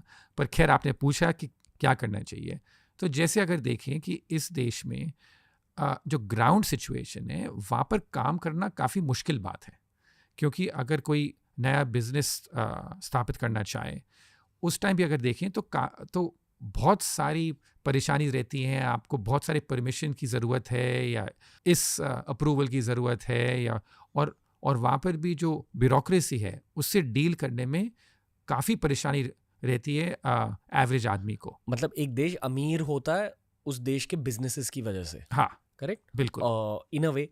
एंड आप कह रहे हो कि ये जो ईज ऑफ बिजनेस शब्द है, हाँ, ये भारत में ईज ऑफ बिजनेस ठीक ठाक नहीं है, हाँ, इम्प्रूवमेंट ला सकते हैं। हाँ, अभी भी काफ़ी मुश्किल है। अब कोई इंडेक्स है, कुछ बताता है, वो कुछ भी बताए। मैं तो बात करता हूँ बहुत सारे एंटरप्रेन्योर से, बहुत सारे जो लोग बिजनेस सेटअप कर रहे हैं, तो वो सब बोलते हैं कि अभी भी ग्राउंड रियलिटी पे बिजनेस सेटअप करना, कितने पैसे देने पड़ते हैं आपको कुछ काम कराने के लिए, वो सब में काफ़ी परेशानी है। तो इसलिए मैं देखता हूँ कि जो सरकार है, एक तरफ जो हम कहते हैं मैक्रो इकोनॉमिक मैनेजमेंट जो बुलाते हैं, कि आपने जो है इन्फ्लेशन, फिस्कल डेफिसिट, उस सबको काफ़ी अच्छी सिचुएशन में रखा है, तो वो है मैक्रो जैसे कहलाते हैं। पर जो माइक्रो है, जो ग्राउंड रियलिटी है, जब जिन लोगों को काम करना पड़ता है, बिजनेस करनी पड़ती है, वहाँ पर वो सब करना अभी तक काफ़ी मुश्किल है। तो उस पर ज़्यादा ध्यान रखना चाहिए कि क्या करें हम कि वहाँ पर जो सिचुएशन है वो इम्प्रूव हो। और दूसरी बात है कि जैसे अब चाइना का भी देखिए, जब चाइना की इकॉनमी अच्छी कर रही थी, अभी तो खैर चाइना की इकॉनमी काफ़ी मंदी में है, पर जब वो इकॉनमी अच्छी कर रही थी तो वो हर साल कोई 10-11% की ग्रोथ रेट ला रहे थे। जो हमारी ग्रोथ रेट है अभी कोई 6-7% है। जब चाइना बहुत अच्छी कर रही थी तो वो 10-11% टाइप ग्रोथ रेट ला रहे थे। तो क्या किया था चाइना ने, और एक चीज़ चाइना ने की थी कि जो बाहर से इन्वेस्टमेंट था वो बहुत ज़्यादा आया था हर साल। जैसे इसको हम कहलाते हैं FDI, foreign direct investment. China में हर साल जब उसकी इकॉनमी अच्छी कर रही थी वो कोई 3-4% as a share of GDP foreign direct investment आ रहा था। हमारे देश में वो जो नंबर है वो सिर्फ 1% है अभी भी। तो इसमें मतलब बहुत इम्प्रूवमेंट है, बहुत स्कोप है कि इसको हम कैसे इम्प्रूव करें। ओके, पता है मुझे डर क्यों लग रहा है? क्योंकि आप 25 सालों के लिए भारत के बाहर रहे हो, वहाँ काम किया है, वहाँ की रियलिटी आप जानते हो। आई एम श्योर आप ये भी जानते हो कि वहाँ के बड़े बड़े कंपनीज क्या कहते हैं FDI के बारे में when it comes to India. मतलब लोग वो डिसीजन क्यों नहीं ले रहे, भारत में पैसे क्यों नहीं डाल रहे। आपका लॉजिक बेसिकली यही है कि यहाँ ईज ऑफ बिजनेस ठीक ठाक नहीं है। हाँ, अभी तक काफ़ी मुश्किल है।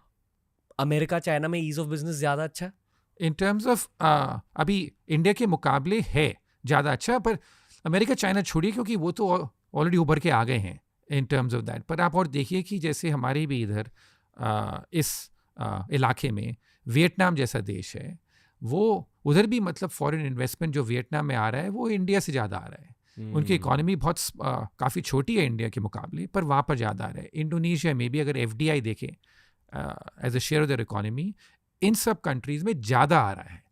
तो हमें मतलब अमेरिका और चाइना से इससे इस पे तुलना नहीं करनी चाहिए। जी। हमें देखना चाहिए कि ये और सब देश कितना कर रहे हैं और क्या कर रहे हैं वो, कि वो पैसा इधर क्यों नहीं आ रहा। अब हमारे पास थोड़ा पैसा तो आ रहा है, पर हमारे के पास और पैसा आता है, और जब ये और पैसा आएगा तो इसके बैक पे हमें ज़्यादा जॉब्स क्रिएट होंगे इस कंट्री में। मैन्युफैक्चरिंग है जो जहाँ पे सबसे ज़्यादा जॉब्स क्रिएट होते हैं, जी।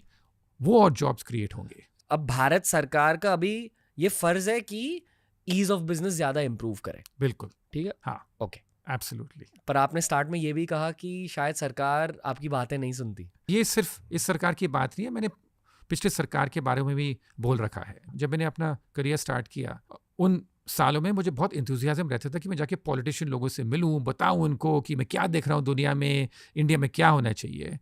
और मैंने ये फिर काफ़ी जल्दी एहसास कर लिया कि कुछ फ़र्क नहीं पड़ता, जो उनको करना है वो करेंगे। मेरा बेटर जॉब रहेगा कि मैं इसके बारे में लिखूं, और जिसको पढ़ना है और जिसको सुनना है वो सुने, जिसको नहीं पढ़ना नहीं सुने। पर जाके सरकार से डायरेक्टली बोलने से कुछ ज़्यादा फ़ायदा नहीं होता, और अगर आप जाके डायरेक्टली बोलो तो वो चाहते नहीं है कि आप जाके वो पब्लिक में भी बोलो। जी जी। तो इसलिए मतलब अगर आपको एक लेखक रहना है, न्यूट्रल ऑब्जर्वर रहना है, तो सबसे बड़ा लेसन मेरे लिए यह रहा है कि आप दूर से बताइए। तो इसके बारे में एक मैं आपको बताऊं कि मुझे एक बात याद आई थी, और इसके बारे में मैंने लिखा भी था एक बार, कि जो सीताराम केसरी थे ये कांग्रेस लीडर के एक बार अध्यक्ष रहते थे, और इनसे मैंने एक बार मेरी मुलाकात हुई थी, और मैंने इनसे एक बार पूछा था कि आप गांधी परिवार के काफ़ी करीब हैं। तो उन्होंने मुझे कहा था कि नहीं, देखिए गांधी परिवार ऐसा है कि आप इनका आनंद दूर से लीजिए, ये सूरज जैसे हैं, ज़्यादा पास जाओगे तो जल के राख हो जाओगे। तो मुझे लगता है कि जो सरकार के साथ भी मेरा वही नाता है, विच इज़ कि आप दूर रहिए, आप अपना काम करिए, आपको जो लिखना है वो लिखिए, पर ज़्यादा पास जाओगे तो जो आपकी क्रेडिबिलिटी है, न्यूट्रलिटी है, उसमें लॉस आएगा। वाह, इसलिए ये वाला पॉडकास्ट इतना ज़रूरी है सर, क्योंकि हमारे देश में और जनरली हमारे डायस्पोरा में, यानी कि बहुत कम इंडियंस है दुनिया भर जो खुल के एकदम न्यूट्रल बातें कर पाए, सच बता पाए। एंड मैं मानता हूँ कि आप सच इसलिए कहते हो क्योंकि आपका जॉब ये डेटा देख के सही इन्वेस्टमेंट्स करना। हाँ, और मेरा कोई मतलब इसमें इंटरेस्ट नहीं है कि मैं सरकार को खुश रखूँ या ऑपोजिशन को खुश रखूँ। तो ये जो बात है, मैं ऑपोजिशन की भी कोई लीडर से कभी नहीं मिलता 1-on-1 बेसिस पे इंडिया में, क्योंकि अगर आप ऐसा काम करना शुरू करो तो आप जो पब्लिक में न्यूट्रल बात है वो आप नहीं कह पाओगे। जी वाह। एक शब्द है per capita income. Per capita income पहले आपको समझाना पड़ेगा ताकि बेसिक से लोग समझ सके। और एक और नैरेटिव है हमारा, हमारी देश की इकोनॉमी बहुत तेजी से आगे बढ़ रही है क्योंकि पॉपुलेशन इतनी बड़ी है। यानी कि भारत टाइम के साथ अमीर होते जा रहा है, पर उसके साथ साथ क्योंकि पॉपुलेशन इतनी बड़ी है, जब आप उस टोटल पैसे को डिवाइड करें पॉपुलेशन के साथ, तो फिर पर पर्सन या पर हाउस होल्ड, पर family on an average income इतनी ज़्यादा नहीं है। फॉर एग्जाम्पल सर, आप पहले अमेरिका और चाइना की पर कैपिटा इनकम के बारे में थोड़ा सा बताइए, फिर भारत की पर कैपिटा इनकम के बारे में बताइए। ठीक है, और फिर मैं और सवाल पूछूंगा। तो आपने ये बहुत ही इंपॉर्टेंट डिस्टिंक्शन किया है। इंडिया की इकोनॉमी देखिए तो वो दुनिया में नंबर 5 पे है। हम 3 पे पहुंचने वाले हैं। होपफुली अगले 5 सालों तक हमारी 3rd लार्जेस्ट इकोनॉमी होगी, पर अभी तक अमेरिका, चाइना, उसके बाद जर्मनी और जापान, उनकी इकोनॉमीज हमसे अभी तक बड़ी हैं। पर जापान और जर्मनी को अगले 5 साल में हम ओवरटेक कर सकते हैं। पर जो पर कैपिटा इनकम की बात है, आपने बहुत सही बात करी। जैसे आपने खुद समझाया क्या होता है क्या है। तो ये एक तो जीडीपी साइज है, आप उसको डिवाइड करिए कि आपकी पॉपुलेशन कितनी है, फिर आपको आता है पर कैपिटा इनकम। जीडीपी मतलब टोटल इकोनॉमी का जो साइज है, हाँ, वो पूरा साइज मिला के, जैसे इंडिया की इकोनॉमी कोई $3 ट्रिलियन है, उसको आप डिवाइड करिए हमारी पॉपुलेशन से, फिर आपको कोई 1.4 बिलियन एक्सेट्रा, तो आपको पर कैपिटा इनकम आ जाती है इन टर्म्स ऑफ जो साइज है एक्सेट्रा। पर कैपिटा इनकम मतलब कि फैमिलीज के पास कितने पैसे हैं। हाँ, एग्जैक्टली, एवरेज भारतीय फैमिली। दैट्स राइट, बताइए। हाँ ठीक है, तो इन टर्म्स ऑफ एक तो वो आ गया। अब उसकी अगर रैंकिंग करेंगे तो दुनिया में आज कोई 200 देश है, दुनिया में हाँ कोई 200 देश है। पर कैपिटा इनकम पर रैंकिंग करें तो हम 100 से भी ऊपर है। हमारी रैंकिंग जो है वो मतलब मेरे ख्याल से कोई 130 140 तो काफ़ी ऊपर जाके है। हम 4th largest economy per capita income पर हमारी जो रैंकिंग है वो मेरे ख्याल से कोई 130 है, ऐसा कुछ है। तो बहुत बड़ा गैप है इन चीज़ों में। पर एक वर्ल्ड स्टेज पर सम्मान के लिए जीडीपी की बातें होती है, हाँ, असलियत के लिए पर कैपिटा इनकम की बातें होती बिल्कुल, इस बात से मैं बिल्कुल सहमत हूँ। है। Okay, go on. हाँ, तो इन टर्म्स ऑफ, और तो इसलिए हमें ये देखना चाहिए कि जो इंडिया की जो इकोनॉमी है वो काफ़ी तेज़ ग्रो कर रही है, कोई 6-7%, पर ये काफ़ी हमारी ग्रोथ आ रही है क्योंकि हमारी पॉपुलेशन इतनी बड़ी है, वो इसको आगे बढ़ा रही है।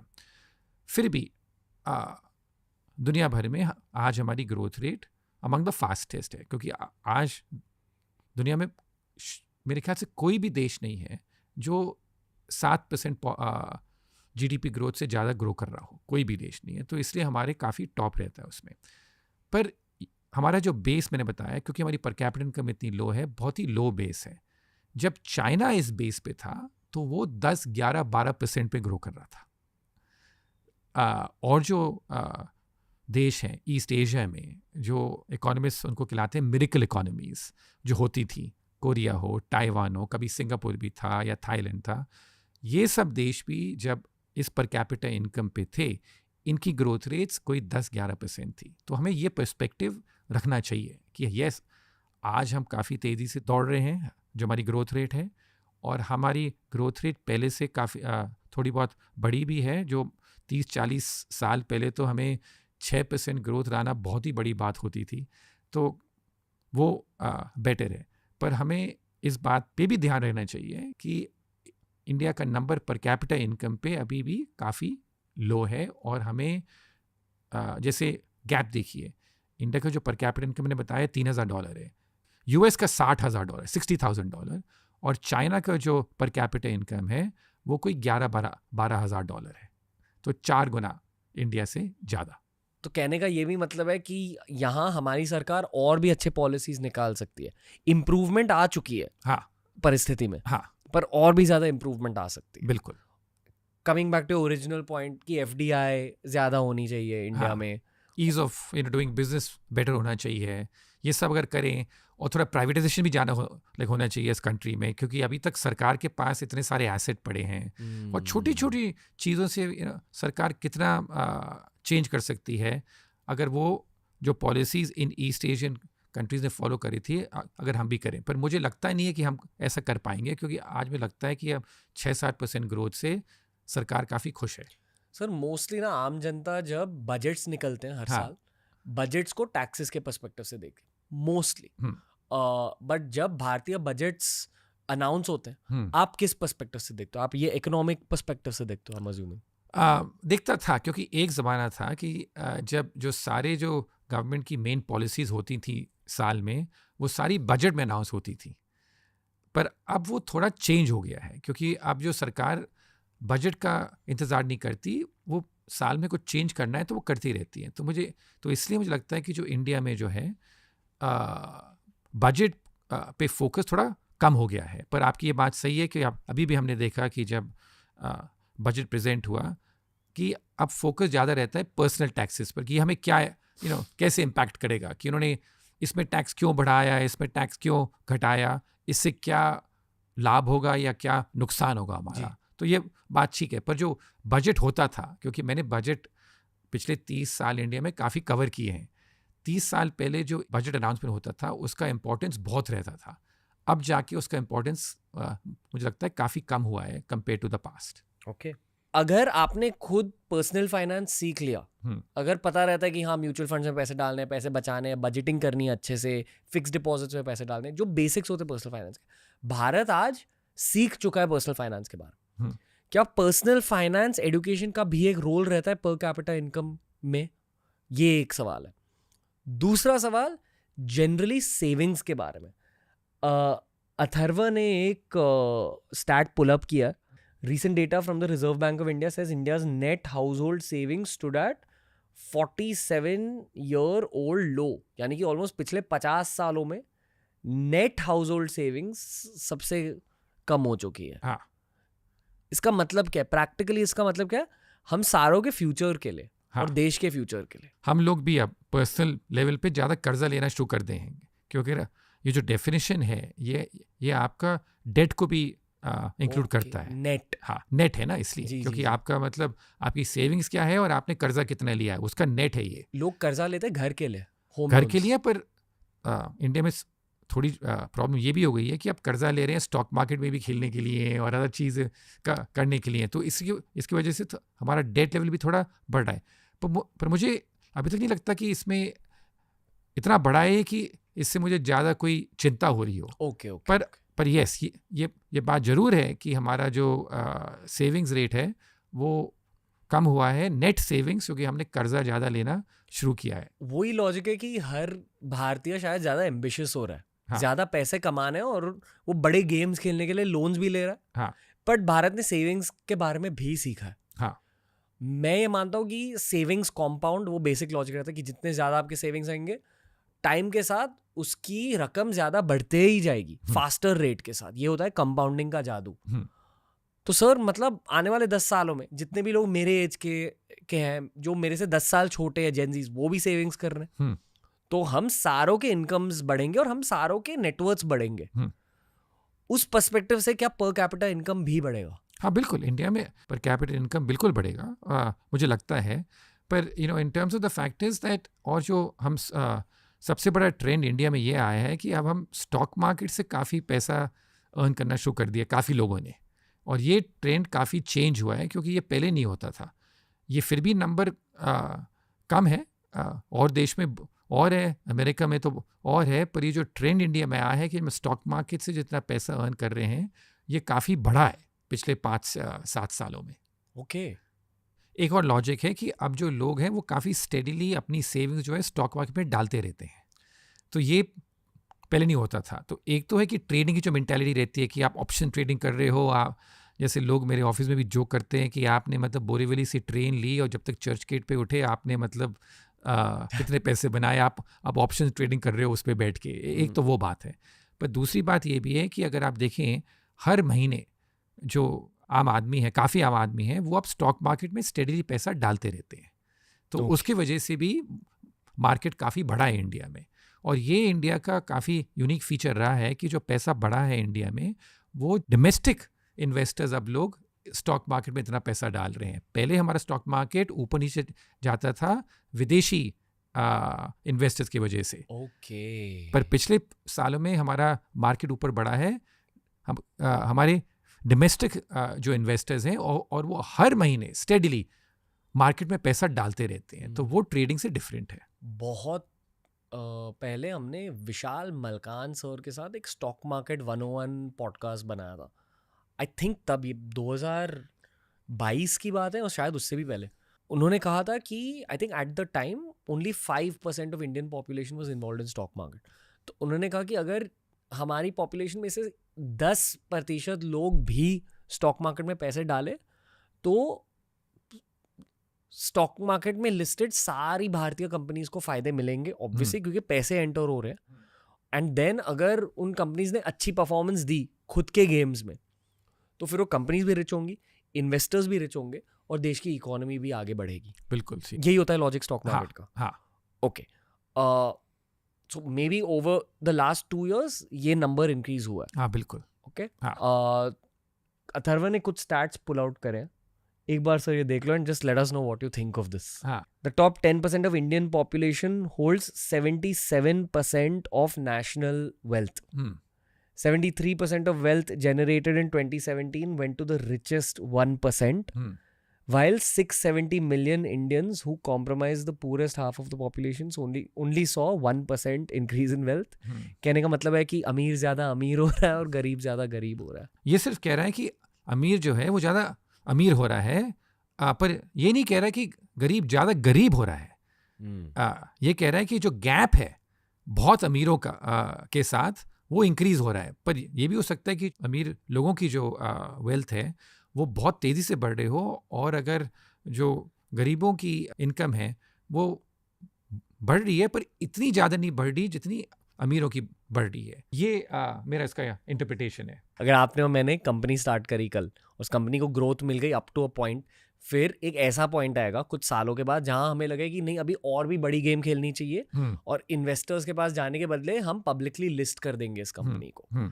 अगर फिर से और भी ज्यादा ग्रोथ मिली तो we might basically you and me will become rich. एक बार जब हमारी कंपनी स्टॉक मार्केट में लिस्ट हो गई और लोगों ने पैसे डाले तो हम पहले से अमीर थे और भी अमीर हो जाएंगे। यही आप कह रहे हो? हाँ, हो सकता है, पर इतना भी आसान नहीं है। हो सकता है क्योंकि मतलब हर कंपनी भी ऊपर नहीं जाती। हमें पिछले 3-4 साल में लगता है कि हर कंपनी में पैसे बन रहे हैं, जो स्टॉक मार्केट में लिस्टेड है। जो भी स्टॉक मार्केट में लिस्टेड है, पर ये हमेशा नहीं होता है। मैंने इंडियन स्टॉक मार्केट 30 साल से ऊपर देखा है और मैं उस फेज में भी देखा है मैंने 10 साल के लिए, जब स्टॉक मार्केट कहीं नहीं गया और इतनी सारी कंपनीज थी इंडिया में जो 50-60% उनमें नुकसान भी हुआ। तो ये हमें इतनी आसान बात नहीं है। और दूसरी बात मैं बताऊं कि जब स्टॉक मार्केट में कोई कंपनी लिस्ट करती है तो मैंने ये एक बड़ा अर्ली लेसन सीखा आपने का कि आपका टेंशन भी बहुत ज़्यादा हो जाता है, क्योंकि फिर हर रोज़ आपका जो स्टॉक प्राइस है वो लोग देखते हैं, हर रोज़ उस पर कॉमेंट होता है। तो और अगर इन्वेस्टर्स को कुछ पसंद नहीं है तो उसके बारे में आपको सुनने को ज़्यादा मिलता है। तो इन अ वे एक बार आप कंपनी लिस्ट करो तो आपका एक नया बॉस हो जाता है। आप सोचते हो आप एंटरप्रेन्योर, आप अपनी कंपनी चला ले हो, पर एक बार आप स्टॉक मार्केट पर लिस्ट करो तो आपका बॉस स्टॉक मार्केट हो जाता है। लाइफ में टेंशन बढ़ जाती है। बिल्कुल। सर इस डेटा पॉइंट से रिलेटेड मेरा एक और सवाल है, क्योंकि ये जो टॉप 10% ऑफ इंडियन पॉपुलेशन है ये मोस्टली टीयर 1 शायद टीयर 2 की बातें कर रहे हैं, पर 90% of the population is still या तो मिडिल क्लास या तो बिलो मिडिल क्लास। हाँ। उनका अब माइंडसेट क्या रहना चाहिए लाइफ को लेकर, करियर को लेकर, सेविंग्स को लेकर? अगर आप उनके फाइनेंशियल एडवाइजर या करियर एडवाइजर होते आप उन्हें क्या कहते हैं? स्टॉक मार्केट में आप पूरा अपना पैसा कभी मत लगाइए, क्योंकि जो भी छोटा मिलता है उसमें आप अगर 30-40% कुछ लगाएं मार्केट में स्टेडली तो वो ठीक है। पर आपका सबसे पहला होता है कि आप अपनी फाइनेंशियल सिक्योरिटी कैसे सिक्योर करो। ये तो मेरा मानना रहता है इन टर्म्स ऑफ दैट कि आप तो इसलिए आपको कितना स्टेडी इनकम चाहिए उससे आप कितना करें। और इन टर्म्स ऑफ जहाँ तक हो सके मेरा जो पर्सनल फिलॉसफी है, मैं कर्जा बहुत कम लेने में बिलीव करता हूँ, क्योंकि मेरे है कि मैं चैन की नींद कैसे सोऊं। पर काफ़ी लोग हैं जो इनको इतना प्रिविलेज नहीं है कि वो अपनी इतनी इनकम हो कि वो उसी पे पूरा अपना रोटी रोज़ी निकाल लें। तो इसलिए I think that it is very important कि आपका जो कॉन्स्टिट्यूशन है पर्सनल क्या है। और ये मैं मतलब सारे अपने इन्वेस्टर लोगों को भी बोलता हूँ कि आप चैन की नींद कैसे सो सकते हो, आपका रिस्क टॉलरेंस कितना है जी। ये जो लोग काफ़ी अमीर होते हैं, ये कोई ऐसे होते हैं कि ये बहुत सारा कर्जा लेके अमीर हो जाते हैं, पर वो इतना रिस्क ले पाते हैं। पर उसका ये भी डाउन साइड रहता है कि अगर आपका कुछ खराब हुआ तो आपका जो फॉल होगा वो और तेजी होगा अगर आपने इतना रिस्क लिया तो। अनिल अंबानी, हाँ, आप बोल सकते हैं। सीसीडी के ओनर भी थे। हाँ, सेम लॉजिक। तो बहुत लोग हैं ऐसे इंडिया में जो हिस्टोरिकली ऐसे हुआ है। वेस्ट में भी, अमेरिका में भी इतने सारे लोग हैं जिनको कर्जा ने लेके डूबा है। ओके, हमारे देश के मिडिल क्लास के लिए और लोअर मिडिल क्लास के लिए मैं कुछ करियर एडवाइस देना चाहूँगा in point form, and please add sir according to yourself. चलिए। तो पहले तो मैं ये कहना चाहूँगा कि बहुत ज़्यादा पढ़ाई करो कॉलेज के बाद, क्योंकि असली पढ़ाई आजकल कॉलेज के बाद हो रही है। यही पॉडकास्ट ज़्यादा देखो, सुनो, सीखो कि दुनिया में क्या क्या हो रहा है, और अपस्किल करो खुद को। जितने ज़्यादा स्किल्स होंगे, जितना ज़्यादा आप दुनिया के बारे में जानोगे, उतने ही अच्छे आपके करियर प्रॉस्पेक्ट्स बन जाते हैं। पहले ये कहना चाहूँ। इसके बारे में मैं सिर्फ एक चीज़ कहूँ, जो मेरा एक्सपीरियंस है कि आप जितना प्रैक्टिकल काम करो और जितना प्रैक्टिकल एक्सपीरियंस है वो is like very important as well. कि आप किसी जॉब करो, इंटर्नशिप करो, उससे कितना जॉब पे आप सीख पाओ। जॉब की बात की जाए ना सर, तो मैं एक चीज़ मानता हूँ कि घर छोड़ना चाहिए एट सम पॉइंट। ये कठोर सच है ज़िंदगी का। हाल ही में मैं बनारस गया था, कुछ स्मार्ट लड़के मिले वहाँ। आई एम श्योर कि कुशाग्र भी ये एपिसोड देखकर कुशाग्र मिला। हाँ। उसने मुझे बहुत अच्छी एडवाइस दी यूट्यूब को लेकर। हाँ। जो मैंने अप्लाई भी की है। मेरी फर्स्ट थॉट ये थी कि यार ये इतना स्मार्ट बंदा है। फिर मैंने बोला कि भाई आप ना टीयर 1 सिटी में शिफ्ट हो जाओ, आपका दिमाग बहुत बड़ा है, यहाँ अपॉर्चुनिटी कम है। उसकी बॉडी लैंग्वेज थोड़ी सी ऐसे क्लोज्ड हो गई, हम्म, क्योंकि आई एम श्योर वो शायद फैमिली ओरिएंटेड है, उसे बनारस से प्यार है, उसे वहां रहना था। तो मैं मानता हूँ कि अगर आपको खुद के शहर में रहना है तो फिर वहां बिजनेस स्टार्ट कर लो, लाइफ को आगे बढ़ा सकते हो, फैमिली की क्वालिटी ऑफ लाइफ आगे बढ़ा सकते हो, और भारत में बहुत ज्यादा अपॉर्चुनिटी है। पर बिजनेस करने की काबिलियत हर किसी में नहीं होती, एंड दैट्स फाइन, क्योंकि बिजनेस के लिए अलग अलग मतलब बहुत सारे अलग स्किल सेट्स लगते हैं, people management, leadership, actual technical skills, sales skills, बहुत बड़ा स्किल सेट होता है जो MBA कॉलेज नहीं सिखा सकता, कॉलेज नहीं सिखा सकता। ये किसी में होता है, किसी में नहीं होता है, ये मैं मानता हूँ, और बहुत घिसाई करनी पड़ती है। I also would go as far as saying 95% of the people I meet in life are not capable of becoming entrepreneurs, क्योंकि संघर्ष होता है बहुत बड़ा। बिल्कुल। तो वो जो 95% है, मैं मानता हूँ कि अगर उन्हें ग्रोथ चाहिए लाइफ में तो घर छोड़ना चाहिए या खुद का शहर छोड़ के बड़े शहर में जाना चाहिए। इवन एट द सेम मैं भी सोच रहा हूँ कि क्या शायद मैं मुंबई छोड़ूं, सैन फ्रांसिस्को जाऊँ थोड़ी देर के, दुबई जाऊँ, एटलीस्ट ये थॉट्स तो होने चाहिए खुद के दिमाग में, क्योंकि जो आपको ज़बरदस्त ग्रोथ मिलेगी वो शायद आपके खुद के घर के बाहर ही मिलेगी। राइट। ये मैं स्पेशली अगर भारत के कॉन्टेक्स्ट को देखा जाए। Absolutely agree with you. जितनी जल्दी आप इंडिपेंडेंट हो, that is the best thing to happen. और फिर अगर पूरे देश ने एक साथ ये सब किया, हाँ, तो फिर एक्चुअली हमारी पर कैपिटा इनकम भी बढ़ेगी। बिल्कुल। थोड़ी एम्बिशियस स्टेटमेंट है, I am sure, right, but right. नहीं, मैं इस बात से पूरे सहमत हूँ आपसे। ओके, एक और piece of career advice sir, वही कि आई थिंक जो आपने कहा सेफ इन्वेस्टमेंट्स के बारे में, प्रैक्टिकली स्पीकिंग हर किसी को पता है कि आज कोई सेविंग्स अकाउंट में अपने पैसे नहीं रखेगा, एटलीस्ट FD म्यूचुअल फंड्स में इन्वेस्ट करे। हाँ, करेक्ट, बिल्कुल। एटलीस्ट वहां से शुरुआत करनी चाहिए, और हाँ, जनरली पर्सनल फाइनेंस के बारे में और सीखना चाहिए। राइट। अगर स्टॉक मार्केट में शुरुआत कर रहे हो तो प्रिपेयर करके शुरुआत करो, पढ़ाई करके शुरुआत करो, दैट्स राइट। वो आप अपने घर से कर सकते हो। हाँ, बट वो एकदम अच्छे से आपको स्किल सीखनी है। बिल्कुल। एंड स्पेशली अगर आप उसको ट्रेड करना चाहते हो, बिकॉज जी। ट्रेडिंग बहुत ही हाई स्किल होता है। Daily trading. हाँ, डेली ट्रेडिंग हो या कुछ भी ट्रेडिंग हो, क्योंकि आपको देखना पड़ता है कि बहुत सारे लोग वही कर रहे हैं कि आप उनसे मतलब बेटर कैसे कर पाएंगे। तो ये इतनी आसान बात नहीं है। पर in terms of stock market में जिन लोगों ने सबसे ज़्यादा पैसा बनाया मैंने देखा है, वो ज़्यादातर लोग होते हैं जो अच्छी कंपनी खरीद के बहुत सालों सालों तक, डेकेड्स को लेकर वो उन कंपनीज को होल्ड करते हैं। सबसे सक्सेसफुल इन्वेस्टर्स मैंने ये दुनिया में ऐसे देखे हैं। okay. थोड़ा और जानना चाहूँगा आपके करियर के बारे में, स्पेशली एक फाइनेंस पर्सपेक्टिव से ही। जैसे यहाँ जब 22 साल की उम्र में लोग पैसे बनाने लगते हैं, आज हर किसी को पता है कि इनिशियली लो रिस्क लो रिटर्न वाले इन्वेस्टमेंट्स करने चाहिए, क्योंकि वो सेफ इन्वेस्टमेंट्स, प्रिडिक्टेबल इन्वेस्टमेंट्स होते हैं। जब तब पैसे बने थे तो आपने भी सेविंग्स पर फोकस किया। हाँ, तो वहाँ 2 सवाल है।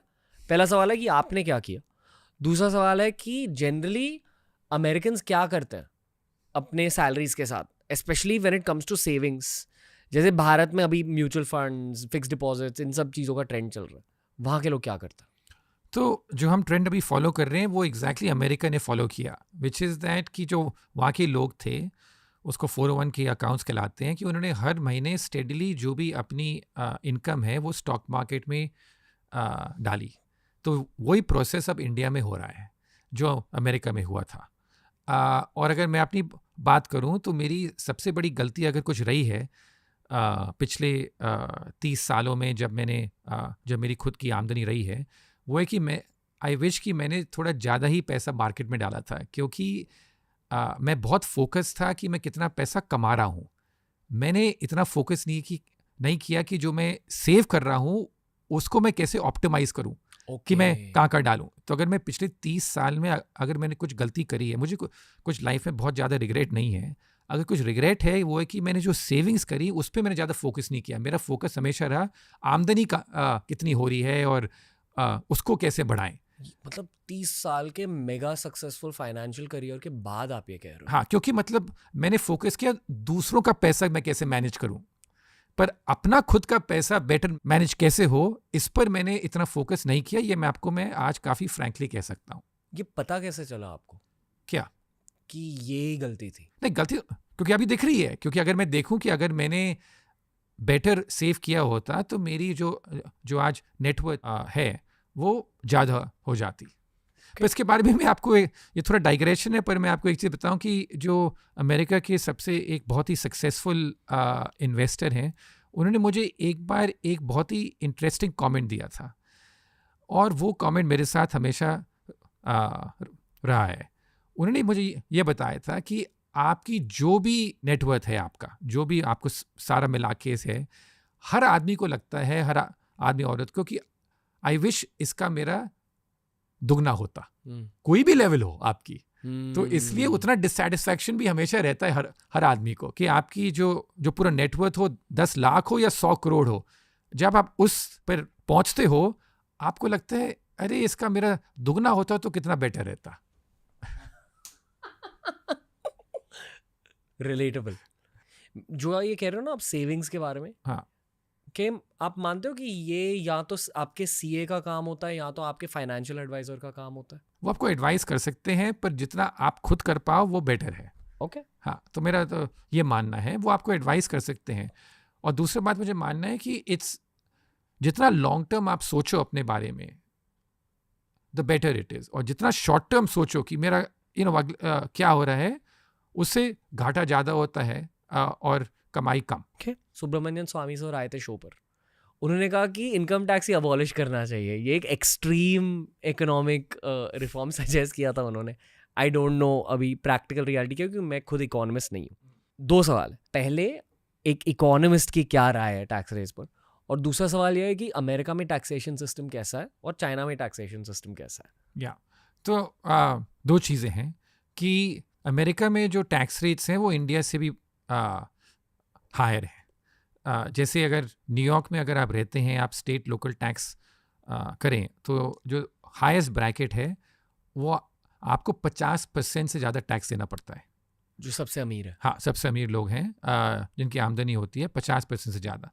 मेरा मानना है कि अगर आप 50% से ज़्यादा टैक्स गवर्नमेंट को दे रहे हो तो इफ़ेक्टिवली आप गवर्नमेंट के लिए काम कर रहे हो, है ना? तो ये बात है। इंडिया में मतलब ये है कि इंडिया के टैक्सेस जो हैं वो कोई बीच में है। जैसे अमेरिका, यूरोप में बहुत हाई टैक्सेस होते हैं, एशिया में ज़्यादातर लोअर टैक्सेस होते हैं। ईस्ट एशिया में अगर आप देखिए, दुबई में तो आपको मालूम है 0 है, और आप सिंगापुर में देखिए तो 20% है, और काफ़ी नेशंस हैं जहाँ पर टैक्स फ्लैट भी रहता है कि आपकी इनकम कुछ भी हो, हम फ्लैट टैक्स करेंगे, क्योंकि जितने आप टैक्स स्लैब करें, जितने आप कॉम्प्लिकेटेड टैक्स सिस्टम को बनाएं, उतनी मुश्किल होती है एवरेज पर्सन के लिए। तो मेरा तो मानना है इकोनॉमिस्ट से कि 2 चीज़ें, कि एक, आप टैक्सेस हर साल चेंज मत किया, क्योंकि उससे मतलब जो है और परेशानी बढ़ती है। एक इंसान की फाइनेंशियल प्लानिंग भी बदल जाती है। एग्जैक्टली। तो हर साल में कुछ टैक्स ये चेंज करेंगे, वो चेंज करेंगे, एक्सेट्रा। ये मतलब 20 साल ठीक है, जब आप टैक्स सिस्टम बना रहे थे ज़रूरत थी। आज जितना चेंज करेंगे उसको उतनी परेशानी होगी। और दूसरा मेरा मानना है कि जितना लो आप टैक्स रख सकें वो बिल्कुल बेटर बात है, और जितने आप एग्जेम्पशन कम करें वो बेटर बात है। तो सिंप्लीफिकेशन ऑफ टैक्स कोड की बात आई थिंक सबसे इम्पॉर्टेंट बात है। और एक चीज़ और मुझे मानना है कि इंडिया में भी ये जो है, काफ़ी लोगों का ये जो गवर्नमेंट है और जो उनके ब्यूरोक्रेट्स हैं, उनका ये माइंडसेट बहुत रहता है कि हम जाके कैसे इन लोगों का, ये सब चोर लोग होते हैं बहुत, तो लाइक कि इनकी स्क्रूटनी ज़्यादा बढ़ाएं, ये करें वो करें, तो इससे भी परेशानी रहती है काफ़ी लोगों को। एज इन सर, मतलब आप कह रहे हो कि ये माइंडसेट रहता है ब्यूरोक्रेट्स का कि हमारी पॉपुलेशन में बहुत सारे चोर हैं। हाँ, एग्जैक्टली। और बहुत सारे चोर पैसे नहीं दे रहे, तो उनका मतलब पैसा कैसे उठाएं एंड ऑल दैट। तो आई थिंक दैट इससे भी काफ़ी परेशानी लोगों को रहती है, जो शायद सच है इन टर्म्स ऑफ, मतलब बहुत सारे लोग टैक्स एवेड करते हैं। हाँ, टैक्स एवेड करते हैं, पर क्या होता है कि जो टैक्स दे रहे हैं उनकी स्क्रूटिनी भी बढ़ती रहती है, तो वो भी परेशान होते हैं। तो कुछ सिस्टम हमें डिवाइस करना है कि मतलब ये कैसे कम हो। जो डॉक्टर सुब्रमण्यन स्वामी ने कहा कि टैक्स होना ही नहीं चाहिए, ये सिस्टम दुबई भी फॉलो कर रहा है। पर ये बहुत मुश्किल है इंडिया जैसे कंट्री में। हाँ, क्योंकि हमारा देश बहुत बड़ा है, ऐसा कोई बड़ा देश है नहीं जिसपे टैक्स सिस्टम ही नहीं है। तो ये बात तो ठीक है, ये मतलब रेडिकल आइडियाज़ होने चाहिए सिस्टम में, पर ऐसे इम्प्लीमेंटेशन, इस बात के बारे में बात करना भी मतलब वर्थवाइल नहीं, क्योंकि इसका चांस कि ये फॉलो होगा इंडिया में कोई 0 है इन terms of that. Simplification of tax code सब चाहते हैं, और कि stability in tax rates and simplification of tax code, मेरे ख्याल से ये सबसे इम्पॉर्टेंट चीज़ें हैं लोगों के लिए। और जो सबसे ख़राब आदत होती है वो होती है कि आपके जो पिछले के टैक्स रिटर्न हैं उनको बार बार जब आके सरकार देखती है या और पहले तो सबसे बड़ी गलती से एक सरकार ने करी थी 2012 में कि रिट्रोस्पेक्टिव टैक्स भी इंट्रोड्यूस करना, कि कुछ लॉ पास करो कि जो पहले आपको जो टैक्स था वो भी आपको भरना पड़े, जब आपने वो डिसीजन लिया था उस टाइम वो टैक्स नहीं था। तो ये सिंप्लीफिकेशन स्टेबिलिटी की बात है।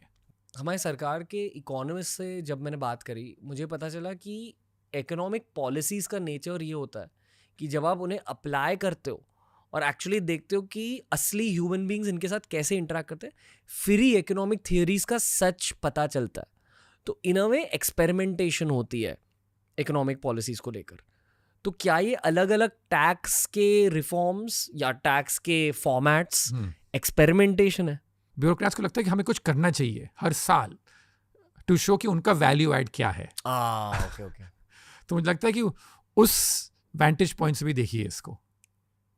हर किसी को वो फीलिंग चाहिए कि यार मैं भी इम्पोर्टेंट हूँ, मेरी भी राय दैट्स राइट सुननी चाहिए लोगों को। That's right. यहाँ कोई सोल्यूशन नहीं है, ये कल्चरल प्रॉब्लम है। I think so.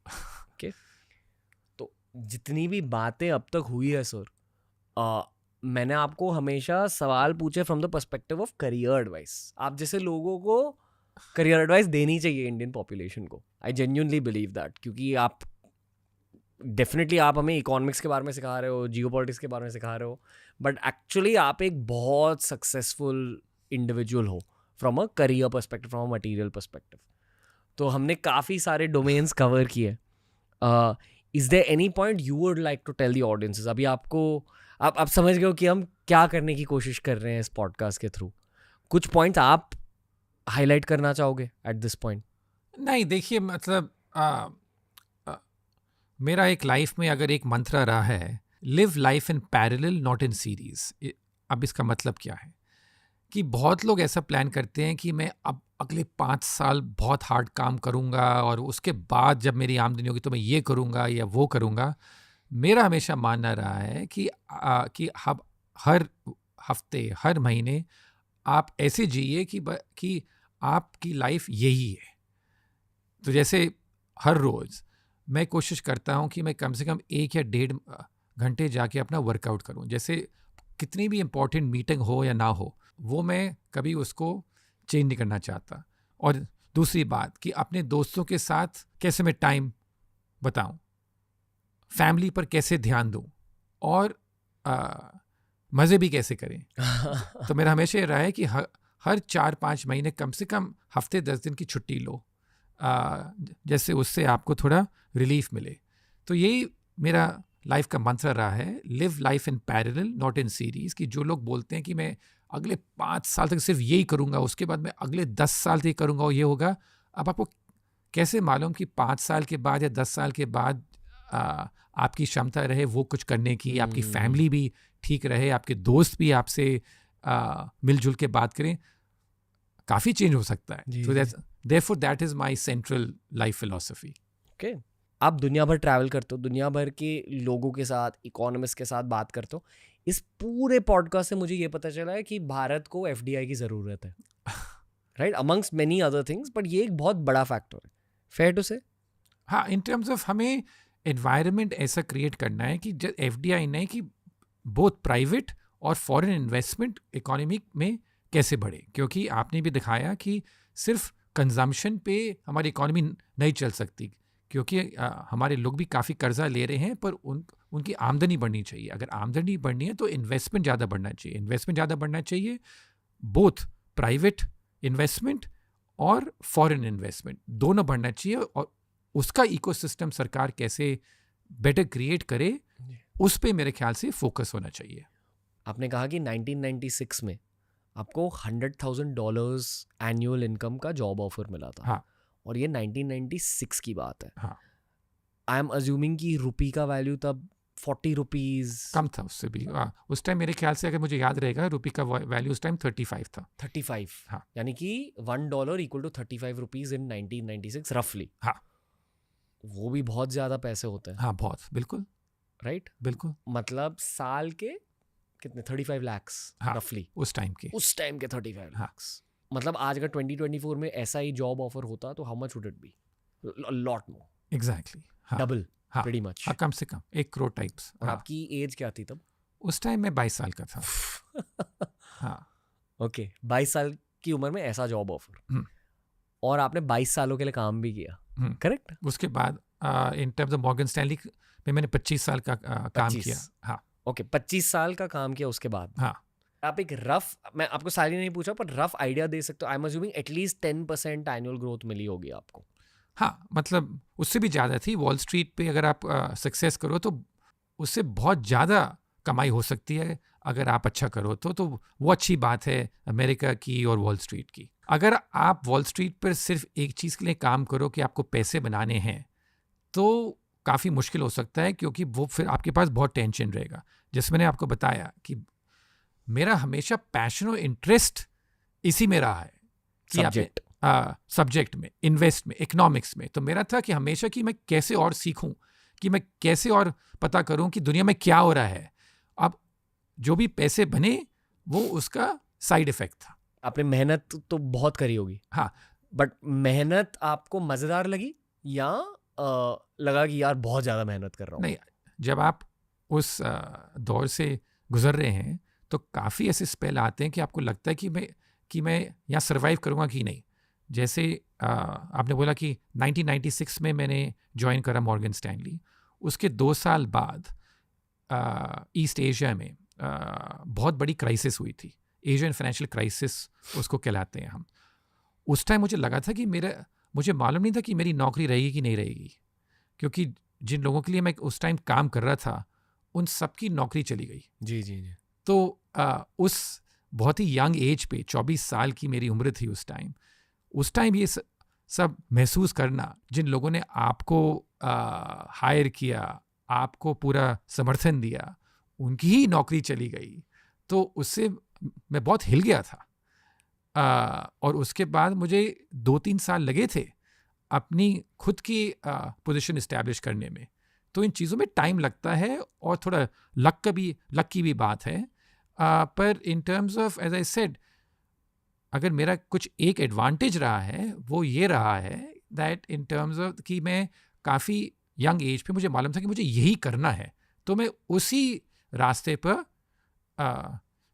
जुटा रहा। जो हमने वुल्फ ऑफ वॉल स्ट्रीट में देखा, मैं पार्टीज की बात नहीं कर रहा हूँ, हाँ। एक्चुअली मैं उनके स्कैम्स के बारे में भी बात नहीं कर रहा हूँ, बट जनरली जो वॉल स्ट्रीट का कल्चर रहता है कि मेहनत करते हैं लोग, हमेशा पैसों के बारे में बात करते हैं, obsessed with growth culture, millionaire breeding culture, ये सब सच है? नहीं, ये बहुत एग्जैजरेटेड भी है, क्योंकि वॉल स्ट्रीट बहुत ही बड़ा टर्म है जी। वहाँ पर ये भी होता है, पर वहाँ पर काफ़ी ऐसे लोग भी होते हैं जो सिर्फ काम में लगे रहते हैं और जो पिक्चर में दिखाते हैं वो ऐसा कुछ होता नहीं है उधर। तो इन टर्म्स ऑफ ये बहुत है। और मैंने भी अपने लाइफ में एक चीज़ पर बहुत एम्फेसिस करा कि मैं सिर्फ एक यूनिडिमेंशनल लाइफ नहीं चाहिए मुझे, तो इसलिए मैंने अपनी लेखक की ज़िंदगी पर भी काफ़ी इन्वेस्टमेंट किया। अच्छा। तो बहुत लोग डिफरेंट टाइप ऑफ क्वेश्चन पूछते हैं। आपने मुझे इस पॉडकास्ट पे पूछा कि आपने इतनी कमाई करी। मैंने कल किसी और को इंटरव्यू दिया था और उनका सवाल एकदम उल्टा था। उनका सवाल था कि आपने इस यंग उम्र में ये सब शुरू करा और इतना सारा आपने देखा दुनिया भर में, तो आप आज तक बिलियनर क्यों नहीं है? तो ये आप दोनों नज़ारे से देख सकते हैं। एक नज़ारे से मैं देख सकता हूँ कि हाँ, ये तो काफ़ी अच्छा करियर रहा है, और लोग भी आके जैसे कल मुझसे पहली बार किसी ने पूछा कि आपने इतने जल्दी सब शुरू करा और आपके टाइम पर यूएस में, न्यूयॉर्क में इतना बड़ा बुल मार्केट रहा, तो आप अभी तक बिलियनर क्यों नहीं है? आप खुद से क्या पूछते हो? मैं खुद से ये पूछता हूँ कि, तो ये भी बहुत इम्पॉर्टेंट है, मुझे आपको समझाना पड़ेगा शायद इसके बारे में। एक चीज़ की मुझसे किसी ने पूछा that what is your definition of success, कि आप सक्सेस को क्या मानते हो? और इसके बारे में मैंने सोचा कि मेरे लिए सक्सेस सबसे क्या इम्पॉर्टेंट है आज, और इसका मेरा आंसर था दैट मेरे लिए सबसे बड़ा इम्पॉर्टेंट सक्सेस का मार्कर है इसको कहते हैं अंग्रेजी में फ्री एजेंट। फ्री एजेंट का मतलब क्या होता है? फ्री एजेंट का मतलब ये होता है कि मैं जो हूँ किसी भी आदमी के ऊपर डिपेंडेंट नहीं हूँ, किसी भी ओपिनियन के ऊपर मैं किसी और के ओपिनियन पर डिपेंडेंट नहीं हूँ। आपके बॉस नहीं है। हाँ, कोई मतलब आपको लगे नहीं कि आपको किसी और से कुछ टेंशन हो रही हो, किसी और के ओपिनियन से, किसी और के वर्क से, क्योंकि जब तक आप उससे इफेक्टेड हो you are not a free agent. तो इसलिए मुझे ये टर्म फ्री एजेंट बहुत पसंद है, क्योंकि मैं चाहता हूँ कि मैं आज मेरा कोई टेक्निकली बॉस नहीं है, मैं अपनी कंपनी चलाता हूँ इन टर्म्स ऑफ दैट, पर मुझे भी आज तक इन चीज़ों से काफ़ी आई गेट क्वाइट इफेक्टेड कि अगर मार्केट ऊपर है, मार्केट डाउन है, मेरा पोर्टफोलियो कैसे कर रहा है। अब मैं लिखता हूँ फाइनेंशियल टाइम्स अखबार के लिए, बाहर अखबार के लिए मैं लिखता हूँ, हर 2 हफ्ते मेरा कॉलम आता है कि मेरा कॉलम कैसा कर रहा है। मैं आपसे बात कर रहा हूँ, मेरी अभी नई किताब आई है, मुझे अभी तक लगता है कि ये किताब कितनी बिक रही है, नंबर 1 है कि नहीं है, किस मार्केट में नहीं है। तो ये सब चीज़ें मुझे अभी तक इफ़ेक्ट करती हैं। मेरे लिए सक्सेस वो होगा कि जब मुझे ये सब चीज़ें इफ़ेक्ट करना बिल्कुल बंद कर दे। हर व्यूअर को जाकर रुचिर सर की किताबें खरीदनी चाहिए। Make it number 1। But Ruchir sir, मज़ा आया आज। Thank you so much. बिल्कुल आपसे मतलब ऐसी लंबी बात हो रही थी कि मुझे लग रहा था कि अभी तो और चलेगा हमारा conversation, but thank you so much, मुझे बहुत अच्छा लगा ये। Thank you. आई थिंक ये आपकी इंट्रोडक्शन थी टू द हिंदी ऑडियंस। अगली बार हम डेफिनेटली पॉलिटिकल थीम्ड कॉन्वर्सेशन करेंगे, शायद अगले चुनाव से पहले हिंदी में, क्योंकि आपकी पॉलिटिकल ओपिनियंस भी लोगों तक पहुंचनी चाहिए। आपकी बुक अब रिलीज हो रही है, what went wrong with capitalism, तो आई एम श्योर कि लोग इसे जाकर चेकआउट करेंगे, खरीदेंगे। बहुत सारे फैंस मिल चुके हैं आज आपको, आई एम श्योर। जिस तरह की ज़िंदगी आपने देखी है, जिस तरह के एक्सपीरियंसेस आपके, जिस तरह के पर्सपेक्टिव्स आपके पास है, आपने इन सारी चीज़ों को शेयर किया है, वो भी हिंदी में। ये एक पावरफुल चीज़ है, क्योंकि देश के हर कोने तक ये बातें पहुंचेगी। तो thank you sir. Any signing off notes for people who are listening till this point? No, that's great. I mean, in terms of, I just felt, like anything on the book is great, or like as well, because वही है, जब focus रहता है तो मेरे एक चीज़ पे focus रहता है अभी के लिए। But thank you so much. Thank you sir, Thank thank you, lots of love, thank you. Thank you. तो दोस्तों, ये था हमारा एपिसोड रुचिर सर के साथ। इनके साथ एक इंग्लिश एपिसोड भी किया, जहाँ उन्होंने हमारे पॉलिटिकल इकोसिस्टम के रिजल्ट्स प्रेडिक्ट किए थे इलेक्शन से पहले। सोचो यार, दुनिया रुचिर सर की बातें सुनती है, रुचिर सर की राय लेती है in order to shape itself up. और ये भारतीय हैं, इन्हें हिंदी बोलना आता है। तो मुझे ये बताइए कि अगली बार इनसे मुझे क्या पूछना चाहिए हिंदी में, क्या सीखना चाहोगे आप इस एपिसोड को लेकर? आपको अच्छा क्या लगा ये भी हमें कमेंट सेक्शन में बताइए, क्योंकि ऐसे डीप हटके एपिसोड्स करना मेरा गोल है। In the coming 1 to 2 years fresh topics लेके आएंगे, डीप नॉलेज लेके आएंगे और प्रैक्टिकल टिप्स लेके आएंगे TRS के थ्रू। ये था हमारा एपिसोड रुचिर शर्मा सर के साथ। इनके सारे सोशल मीडिया हैंडल्स मैं लिंक कर दूंगा नीचे। ऐसे लोगों को सेलिब्रेट करना चाहिए, ऐसे लोग होते हैं मॉडर्न सुपरस्टार्स। डेफिनेटली उनकी बुक्स भी जाकर खरीदिए, पढ़िए, ताकि आपका ग्लोबल पर्सपेक्टिव ज़्यादा शेप अप हो जाए। चाहे आपको ज़्यादा अमीर बनना है या चाहे आपको ज़्यादा नॉलेजेबल बनना है लाइफ में, आपको रुचिर शर्मा जैसे लोगों की बातों से दुनिया के बारे में जानना चाहिए। This was the Ruchir Sharma debut on TRS Hindi.